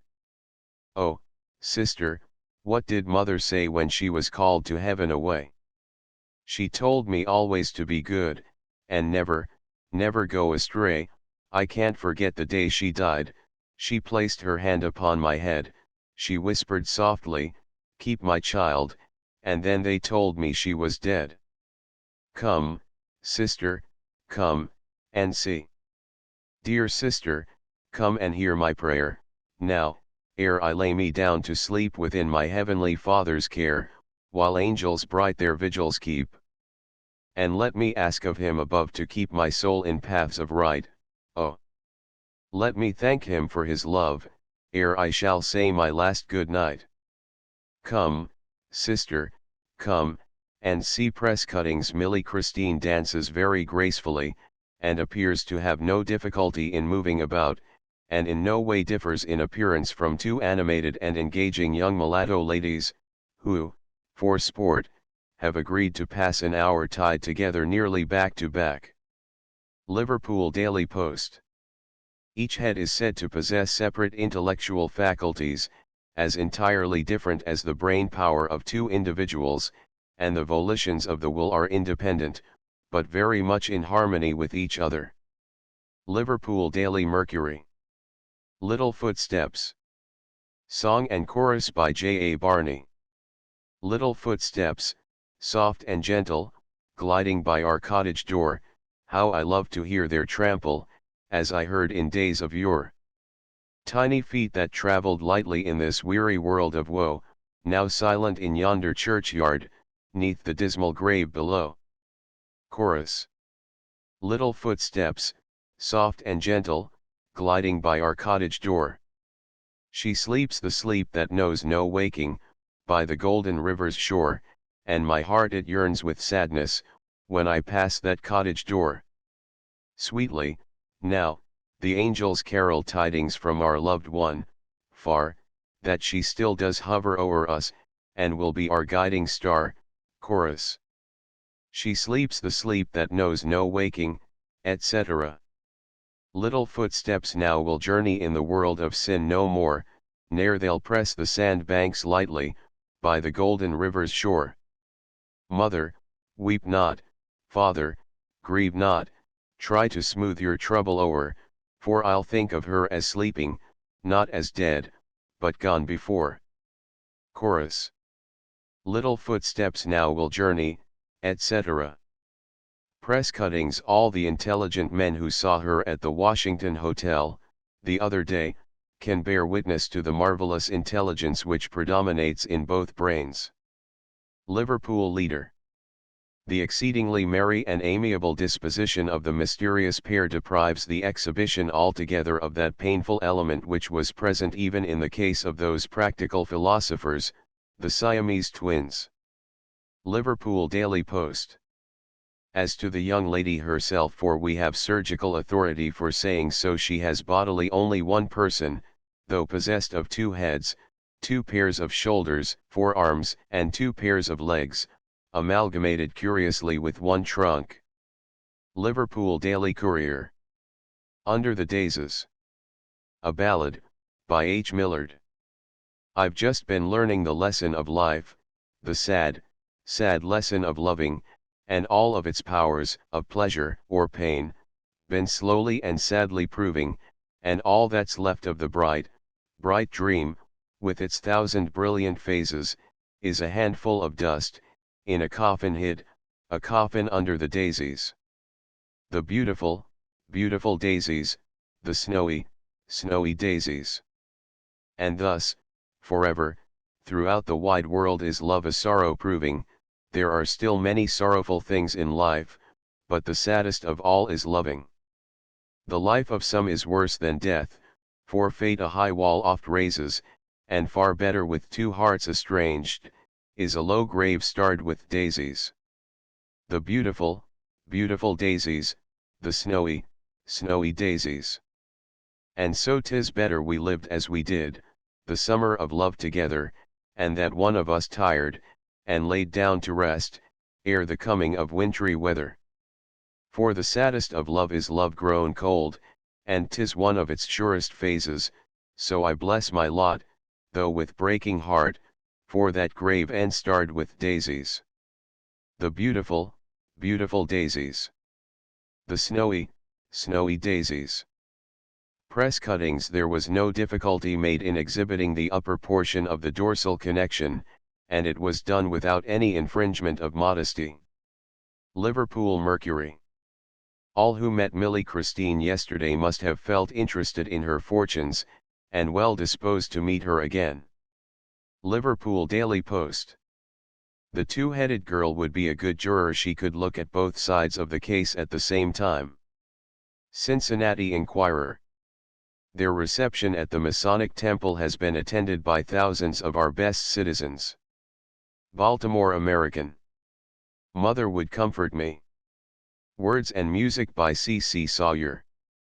Wounded and sorrowful, far from my home, sick among strangers, uncared for, unknown, even the birds, that used sweetly to sing, are silent, and swiftly have taken the wing. No one but mother can cheer me today, no one for me could so fervently pray. None to console me, no kind friend is near, mother would comfort me if she were here. Chorus. Gently her hand o'er my forehead she'd press, trying to free me from pain and distress, kindly she'd say to me, be of good cheer, mother will comfort you, mother is here. If she were with me, I soon would forget my pain and my sorrow, no more would I fret, one kiss from her lips, or one look from her eye, would make me contented, and willing to die. Gently her hand o'er my forehead she'd press, trying to free me from pain and distress, kindly she'd say to me, be of good cheer, mother will comfort you, mother is here. Chorus. Gently her hand, and see cheerfully, faithfully, mother would stay, always beside me, by night and by day, if I should murmur, or wish to complain, her gentle voice would soon calm me again. Sweetly a mother's love shines like a star, brightest in darkness, when daylight's afar, in clouds or in sunshine, pleasure or pain, mother's affection is ever the same. Chorus. Gently her hand, and see press cuttings. She has you on both sides. If you remove your head from one position, you are immediately the victim of another pair of eyes, which fix you, in fact, transfix you. Liverpool Leader. Watching the daylight fade. Christine. Where shall we wander at evening, seeking retirement's shade, on its seclusion reposing, watching the daylight fade? Millie. Down by the brook we'll wander alone, naught but the sky above, there, while we hear the breezes moan, we'll sing the songs we love. Both. There will we wander together, chasing our cares away, down by the banks of the river, cheerfully singing our lay. Millie. Come we alone to seek delight, both. Lot, lot, lot, lot, lot, lot, lot, lot, lot, lot, lot, lot, lot, cheerfully watch the coming of night, lot, lot, lot, lot, lot, lot, lot, lot, lot, lot, lot, lot, lot, come we alone to seek delight, and see both. See, the sun is slowly retiring, evening's dark veil is spreading so fast, see, the stars are faintly peeping, now the time of day is past.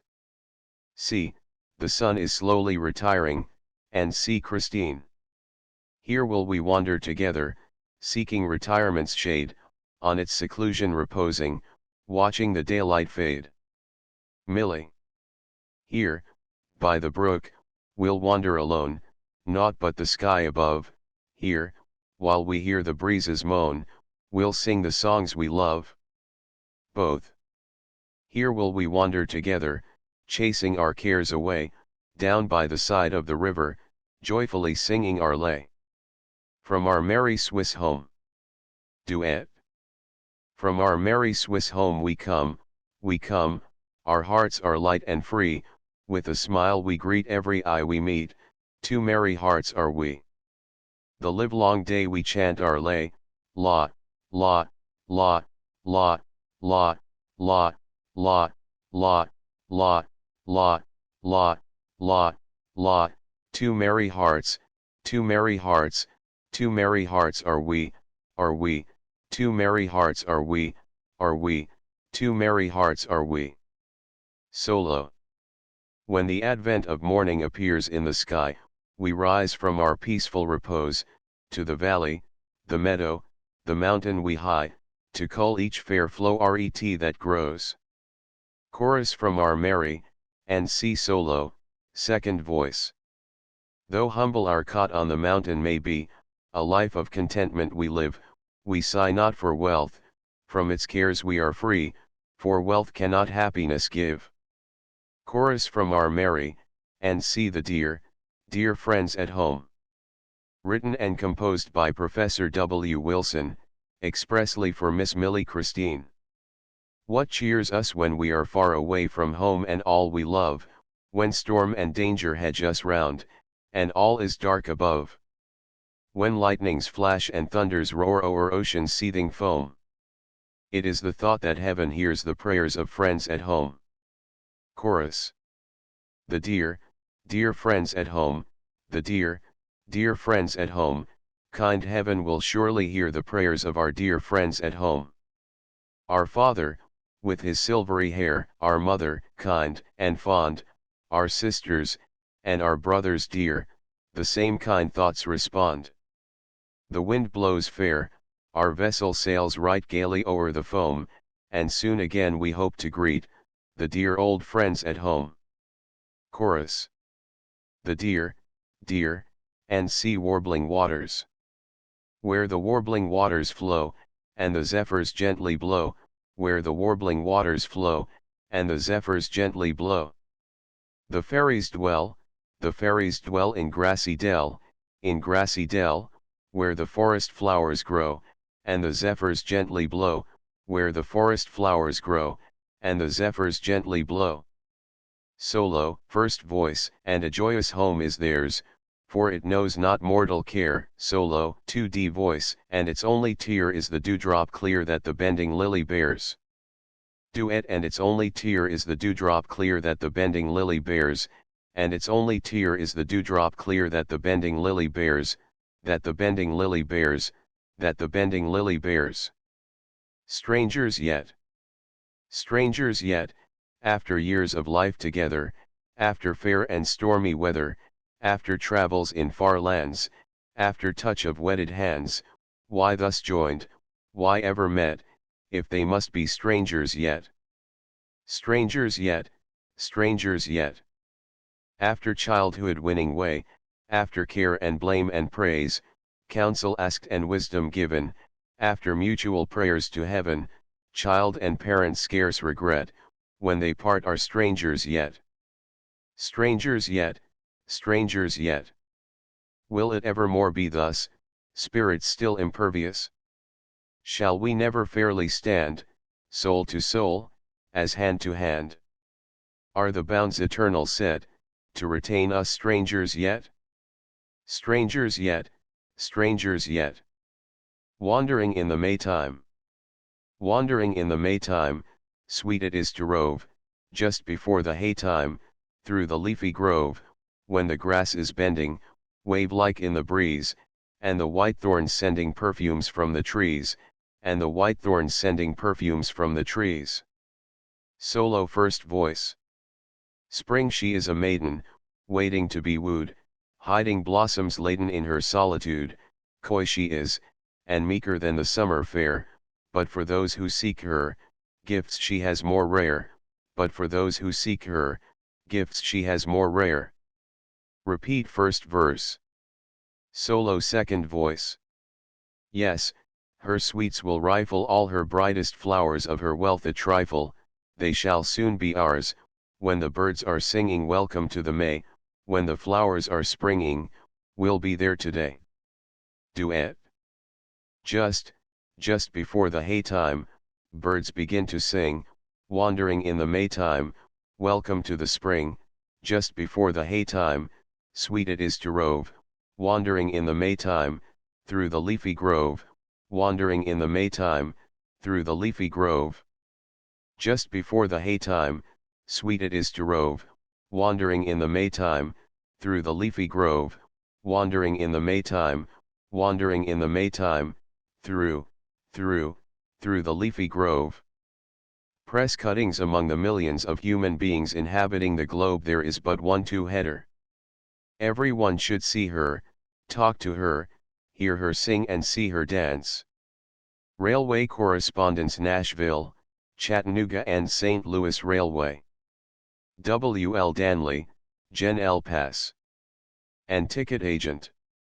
Nashville, Tennessee, October 20, 1892. Conductors N. C. and St. L. Re. This is to certify that Manager Smith is authorized to purchase one ticket good for 10 seats Nashville to Atlanta, in connection Millie Christine, the dual woman, this person being included. It is customary to require but one ticket for her passage. Kindly be governed accordingly. W. L. Danley, GPNTA Chicago, Milwaukee and St. Paul Railway Co-Office of Division Freight and Passenger Agent. 425 Pierce Street, Iowa Savings Bank Building.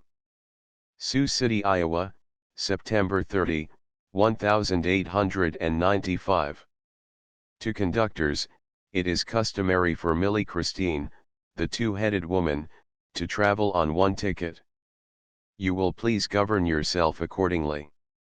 Yours truly, E. W. Jordan, D.P.A. The Philata and Reading Railroad Co. Wilkes-Barre, B. Station, January 22, 1893. To conductors, it is customary for Millie Christine, the dual woman, to require but one ticket. Please be governed accordingly. S.S. Chase, CTA Old Dominion Steamship Co. S.S. Jamestown, October 4, 1897. The dual woman, Millie Christine, travels on this steamer on one ticket as one person. Ford Coascany, Purser. Louisville and Nashville Railroad Co. Passenger Department, 114 North 4th Street, St. Louis, MO, February 4, 1889. Conductors of L and NRR and connecting lines, this is to certify that J.P. Smith, ESQ, has purchased 3 tickets St. Louis to Columbia, SC, in connection with Millie Christine, the dual woman, this person being included.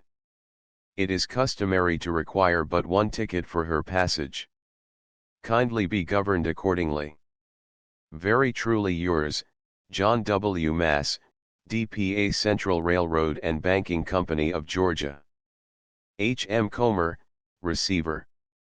Macon, G.A., November 3, 1892. Conductor number 1, it is customary for Millie Christine, the dual woman, to require but one ticket. Please be governed accordingly. J. C. Hale, GPA Northern Pacific Railroad Company. Thomas F. Oakes, Henry C. Payne. Henry C. Rouse, Receivers. Traffic Department. Iana Doe, General Agent. Seattle, Washington, July 28, 1895. Conductors, it is customary for Millie Christine, the dual woman, to require but one ticket. Please govern yourself accordingly. Iana Doe, Gen. L. Agent. The wonders of the world. The pyramids first, which in Egypt are reared, then Babylon's gardens and ramparts appeared, next Mausolus' tomb of affection and guilt, with the famed Diana in Ephesus built, the Colossus of Rhodes made in brass for the sun, and Jupiter's statue, by Phidias done. Some the Tower of Pharos place next, we are told, some the Palace of Cyrus, cemented with gold. Last but not least is Millie Christine, the two-headed nightingale, alive to be seen. Who will sing, who will dance, who will walk on 2 feet and delight all beholders who or she may meet. Miss Millie Christine, the 8th, has spent nearly 8 years in Europe, during which time she visited all the principal towns and cities of England, Russia, Germany, Austria, Hungary, Italy, Belgium, Holland, and France, and in all those countries was honored by command from the royalty to visit them.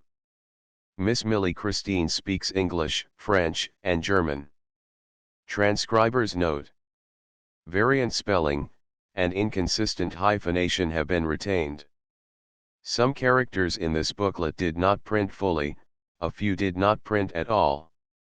These have been silently corrected. Missing opening quotation marks have been added. Opening quotation marks, printed as closing ones, are here corrected to opening quotation marks, superfluous periods removed, and commas printed after abbreviations instead of periods have been corrected. The songs are kept as printed, except the position of the name of the person singing the next verse has been standardized to always appear above the verse. Other changes made are, on the opening 8 Wonders of the World page, in the description of the Colossus of Rhodes, the word "the" has been removed from "against their enemy." In the description of the pyramids of Egypt, eared stone has been changed to hard stone. On page 7 the first occurrence of cellar was originally printed as cellar. On page 10 sleepless has been changed to sleepless. On page 16 feeders has been changed to features, and struggle to struggle. On page 24 zyphyrs has been changed to zephyrs. End of the Project Gutenberg ebook biographical sketch of Millie Christine. The Carolina Twin updated editions will replace the previous one. The old editions will be renamed. Creating the works from print editions not protected by U.S. copyright law means that no one owns a United States copyright in these works, so the Foundation, and you, can copy and distribute it in the United States without permission and without paying copyright royalties. Special rules, set forth in the General Terms of Use part of this license, apply to copying and distributing Project Gutenberg trademark electronic works to protect the Project Gutenberg trademark concept and trademark. Project Gutenberg is a registered trademark, and may not be used if you charge for an ebook, except by following the terms of the trademark license, including paying royalties for use of the Project Gutenberg trademark. If you do not charge anything for copies of this ebook, complying with the trademark license is very easy. You may use this ebook for nearly any purpose, such as creation of derivative works, reports, performances, and research. Project Gutenberg ebooks may be modified and printed and given away. You may do practically anything in the United States with ebooks not protected by U.S. copyright law. Redistribution is subject to the trademark license, especially commercial redistribution. Start, full license. The full Project Gutenberg license. Please read this before you distribute or use this work to protect the Project Gutenberg trademark mission of promoting the free distribution of electronic works. By using or distributing this work, or any other work associated in any way with the phrase Project Gutenberg, you agree to comply with all the terms of the full Project Gutenberg trademark license available with this file or online at www.gutenberg.org/license. Section 1. General Terms of Use and Redistributing Project Gutenberg Trademark Electronic Works 1.a.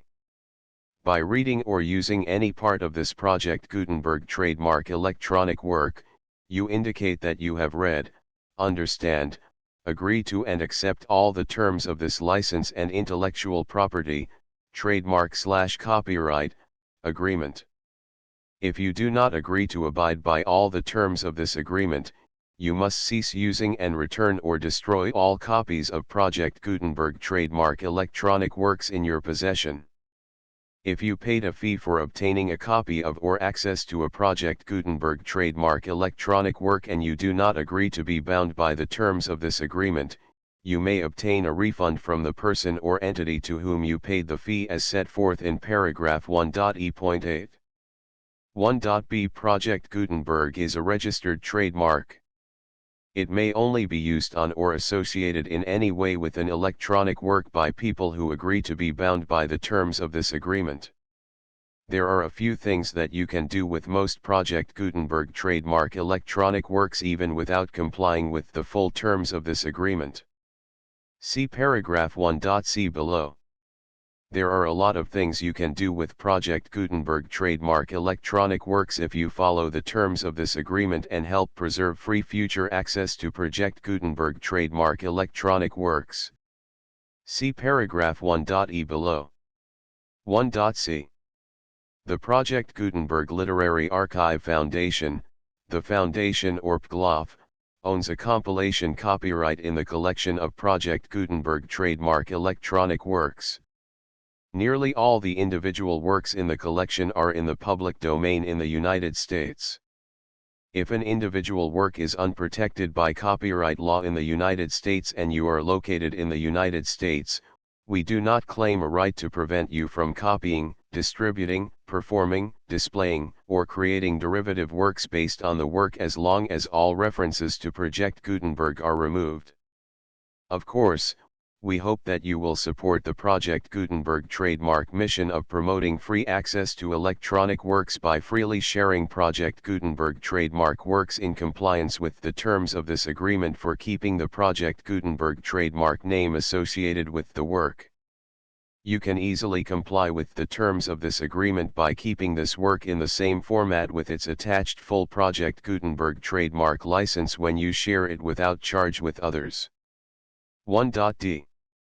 The copyright laws of the place where you are located also govern what you can do with this work. Copyright laws in most countries are in a constant state of change.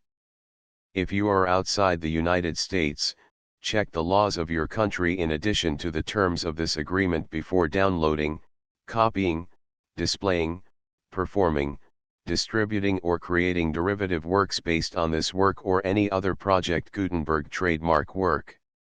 The Foundation makes no representations concerning the copyright status of any work in any country other than the United States. 1.e Unless you have removed all references to Project Gutenberg, 1.e.1. The following sentence, with active links to, or other immediate access to, the full Project Gutenberg trademark license must appear prominently whenever any copy of a Project Gutenberg trademark work, any work on which the phrase Project Gutenberg appears, or with which the phrase Project Gutenberg is associated, is accessed, displayed, performed, viewed, copied or distributed.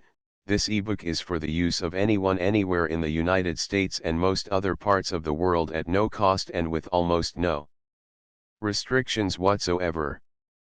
You may copy it, give it away or reuse it under the terms of the Project Gutenberg license included with this ebook or online at www.gutenberg.org. If you are not located in the United States, you will have to check the laws of the country where you are located before using this ebook. 1.e.2. If an individual Project Gutenberg trademark electronic work is derived from texts not protected by U.S. copyright law, does not contain a notice indicating that it is posted with permission of the copyright holder, the work can be copied and distributed to anyone in the United States without paying any fees or charges. If you are redistributing or providing access to a work with the phrase Project Gutenberg associated with or appearing on the work, you must comply either with the requirements of paragraphs 1.e.1 through 1.e.7 or obtain permission for the use of the work and the Project Gutenberg trademark as set forth in paragraphs 1.e.8 or 1.e.9. 1.e.3. If an individual Project Gutenberg trademark electronic work is posted with the permission of the copyright holder, your use and distribution must comply with both paragraphs 1.e.1 through 1.e.7 and any additional terms imposed by the copyright holder. Additional terms will be linked to the Project Gutenberg trademark license for all works posted with the permission of the copyright holder found at the beginning of this work. 1.e.4. Do not unlink or detach or remove the full Project Gutenberg trademark license terms from this work, or any files containing a part of this work or any other work associated with Project Gutenberg trademark. 1.e.5. Do not copy, display, perform, distribute or redistribute this electronic work, or any part of this electronic work, without prominently displaying the sentence set forth in paragraph 1.e.1 with active links or immediate access to the full terms of the Project Gutenberg trademark license. 1.e.6. You may convert to and distribute this work in any binary, compressed, marked up, non-proprietary or proprietary form, including any word processing or hypertext form. However, if you provide access to or distribute copies of a Project Gutenberg trademark work in a format other than plain vanilla ASCII or other format used in the official version posted on the official Project Gutenberg trademark website, www.gutenberg.org, you must, at no additional cost, fee, or expense to the user, provide a copy, a means of exporting a copy, or a means of obtaining a copy upon request, of the work in its original plain vanilla ASCII or other form. Any alternate format must include the full Project Gutenberg trademark license as specified in paragraph 1.e.1. 1.e.7. Do not charge a fee for access to, viewing, displaying, performing, copying or distributing any Project Gutenberg trademark works unless you comply with paragraph 1.e.8 or 1.e.9. 1.e.8. You may charge a reasonable fee for copies of or providing access to or distributing Project Gutenberg trademark electronic works provided that, you pay a royalty fee of 20% of the gross profits you derive from the use of Project Gutenberg trademark works calculated using the method you already use to calculate your applicable taxes. The fee is owed to the owner of the Project Gutenberg trademark, but he has agreed to donate royalties under this paragraph to the Project Gutenberg Literary Archive Foundation. Royalty payments must be paid within 60 days following each date on which you prepare, or are legally required to prepare, your periodic tax returns. Royalty payments should be clearly marked as such and sent to the Project Gutenberg Literary Archive Foundation at the address specified in Section 4, Information about donations to the Project Gutenberg Literary Archive Foundation. You provide a full refund of any money paid by a user who notifies you in writing, or by email, within 30 days of receipt that he does not agree to the terms of the full Project Gutenberg trademark license. You must require such a user to return or destroy all copies of the works possessed in a physical medium and discontinue all use of and all access to other copies of Project Gutenberg trademark works. You provide, in accordance with paragraph 1.f.3, a full refund of any money paid for a work or a replacement copy, if a defect in the electronic work is discovered and reported to you within 90 days of receipt of the work. You comply with all other terms of this agreement for free distribution of Project Gutenberg trademark works. 1.e.9. If you wish to charge a fee or distribute a Project Gutenberg trademark electronic work or group of works on different terms than are set forth in this agreement, you must obtain permission in writing from the Project Gutenberg Literary Archive Foundation, the manager of the Project Gutenberg trademark. Contact the Foundation as set forth in Section 3 below. 1.f.1.f.1. Project Gutenberg volunteers and employees expend considerable effort to identify, do copyright research on, transcribe and proofread works not protected by U.S. copyright law in creating the Project Gutenberg trademark collection.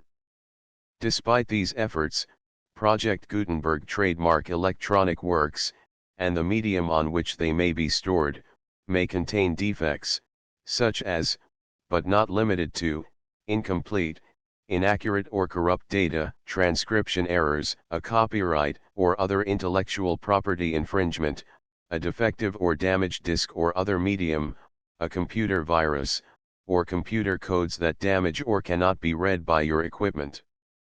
1.f.2.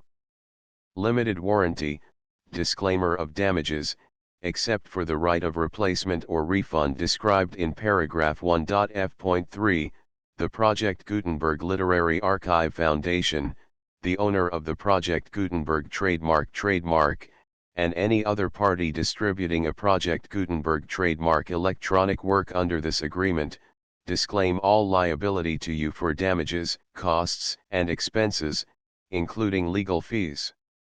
You agree that you have no remedies for negligence, strict liability, breach of warranty or breach of contract except those provided in paragraph 1.f.3. You agree that the foundation, the trademark owner, and any distributor under this agreement will not be liable to you for actual, direct, indirect, consequential, punitive, or incidental damages even if you give notice of the possibility of such damage. 1.f.3. Limited right of replacement or refund.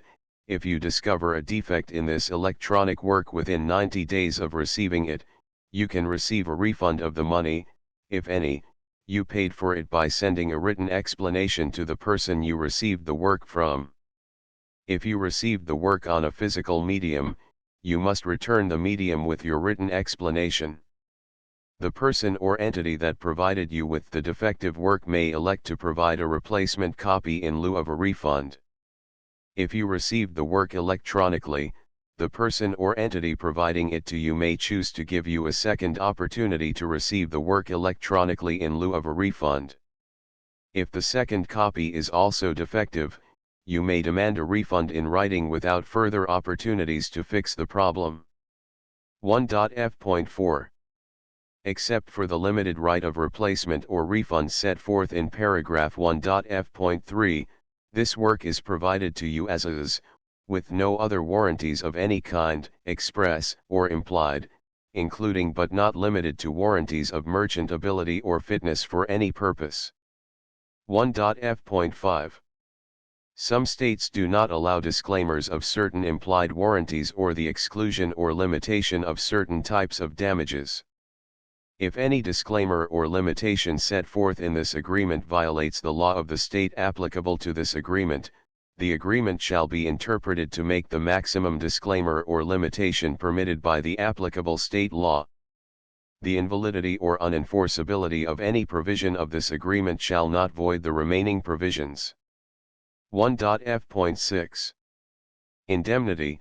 You agree to indemnify and hold the foundation, the trademark owner, any agent or employee of the foundation, anyone providing copies of Project Gutenberg trademark electronic works in accordance with this agreement, and any volunteers associated with the production, promotion, and distribution of Project Gutenberg trademark electronic works, harmless from all liability, costs, and expenses, including legal fees, that arise directly or indirectly from any of the following which you do or cause to occur.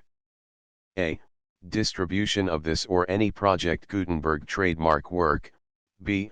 Alteration, modification, or additions or deletions to any Project Gutenberg trademark work, and C. Any defect you cause. Section 2. Information about the mission of Project Gutenberg trademark. Project Gutenberg trademark is synonymous with the free distribution of electronic works in formats readable by the widest variety of computers including obsolete, old, middle-aged, and new computers. It exists because of the efforts of hundreds of volunteers and donations from people in all walks of life. Volunteers and financial support to provide volunteers with the assistance they need are critical to reaching Project Gutenberg trademark's goals and ensuring that the Project Gutenberg trademark collection will remain freely available for generations to come. In 2001, the Project Gutenberg Literary Archive Foundation was created to provide a secure and permanent future for Project Gutenberg trademark and future generations. To learn more about the Project Gutenberg Literary Archive Foundation and how your efforts and donations can help, see sections 3 and 4 and the Foundation information page at www.gutenberg.org. Section 3. Information about the Project Gutenberg Literary Archive Foundation. The Project Gutenberg Literary Archive Foundation is a non-profit 501 c. 3. Educational corporation organized under the laws of the state of Mississippi and granted tax-exempt status by the Internal Revenue Service. The foundation's IN or federal tax identification number is 64-6221541. Contributions to the Project Gutenberg Literary Archive Foundation are tax-deductible to the full extent permitted by U.S. federal laws and your state's laws. The Foundation's business office is located at 809 North 1500 West, Salt Lake City, Utah 84116801596-1887. Email contact links and up-to-date contact information can be found at the Foundation's website and official page at www.gutenberg.org/contact section 4. Information about donations to the Project Gutenberg Literary Archive Foundation. Project Gutenberg trademark depends upon and cannot survive without widespread public support and donations to carry out its mission of increasing the number of public domain and licensed works that can be freely distributed in machine-readable form accessible by the widest array of equipment including outdated equipment. Many small donations, $1 to $5,000, are particularly important to maintaining tax-exempt status with the IRS. The Foundation is committed to complying with the laws regulating charities and charitable donations in all 50 states of the United States. Compliance requirements are not uniform and it takes a considerable effort, much paperwork, and many fees to meet and keep up with these requirements. We do not solicit donations in locations where we have not received written confirmation of compliance. To send donations or determine the status of compliance for any particular state, visit www.gutenberg.org/donate. While we cannot and do not solicit contributions from states where we have not met the solicitation requirements, we know of no prohibition against accepting unsolicited donations from donors in such states who approach us with offers to donate. International donations are gratefully accepted, but we cannot make any statements concerning tax treatment of donations received from outside the United States. U.S. laws alone swamp our small staff. Please check the Project Gutenberg web pages for current donation methods and addresses. Donations are accepted in a number of other ways including checks, online payments, and credit card donations. To donate, please visit www.gutenberg.org/donate. Section 5. General information about Project Gutenberg trademark electronic works. Professor Michael S. Hart was the originator of the Project Gutenberg trademark concept of a library of electronic works that could be freely shared with anyone. For 40 years, he produced and distributed Project Gutenberg trademark ebooks with only a loose network of volunteer support. Project Gutenberg trademark ebooks are often created from several printed editions, all of which are confirmed as not protected by copyright in the U.S. unless a copyright notice is included. Thus, we do not necessarily keep ebooks in compliance with any particular paper edition. Most people start at our website, which has the main PG search facility, www.gutenberg.org. This website includes information about Project Gutenberg trademark, including how to make donations to the Project Gutenberg Literary Archive Foundation, how to help produce our new ebooks, and how to subscribe to our email newsletter to hear about new ebooks. Biographical sketch of Millie Christine, 8 Wonders of the World. The Lighthouse of Pharos. The Temple of Diana. Statue of Jupiter. The Colossus of Rhodes. The Eighth Wonder of the World. The Mausoleum of Halicarnassus. The Pyramids of Egypt. The Hanging Gardens of Babylon. Railway correspondence. Title page. Railway correspondence sketch of the life of Millie Christine, or Christine Millie. Railway correspondence certificates of eminent medical men. Royal guest. Musical entertainment. O'er the waves we float. Press cuttings. Whippoorwill's song. A ballad. Press cuttings. Put me in my little bed. Press cuttings little footsteps. Press cuttings under the daisies. Press cuttings mother would comfort me. Press cuttings watching the daylight fade. From our merry Swiss home. The dear, dear friends at home. Warbling waters. Strangers yet. Wandering in the Maytime. Press cuttings railway correspondence the wonders of the world. Transcriber's note. The full Project Gutenberg license PG1 PG2 PG3 PG4 PG5 PG6 PG7 PG8 PG9 PG10 PG11 PG12 PG13 PG14 PG15 PG16 PG17 PG18 PG19 PG20 PG21 PG22 PG23 PG24 PG25 PG26 PG27 PG28 PG29 PG30 PG31 PG32 PG33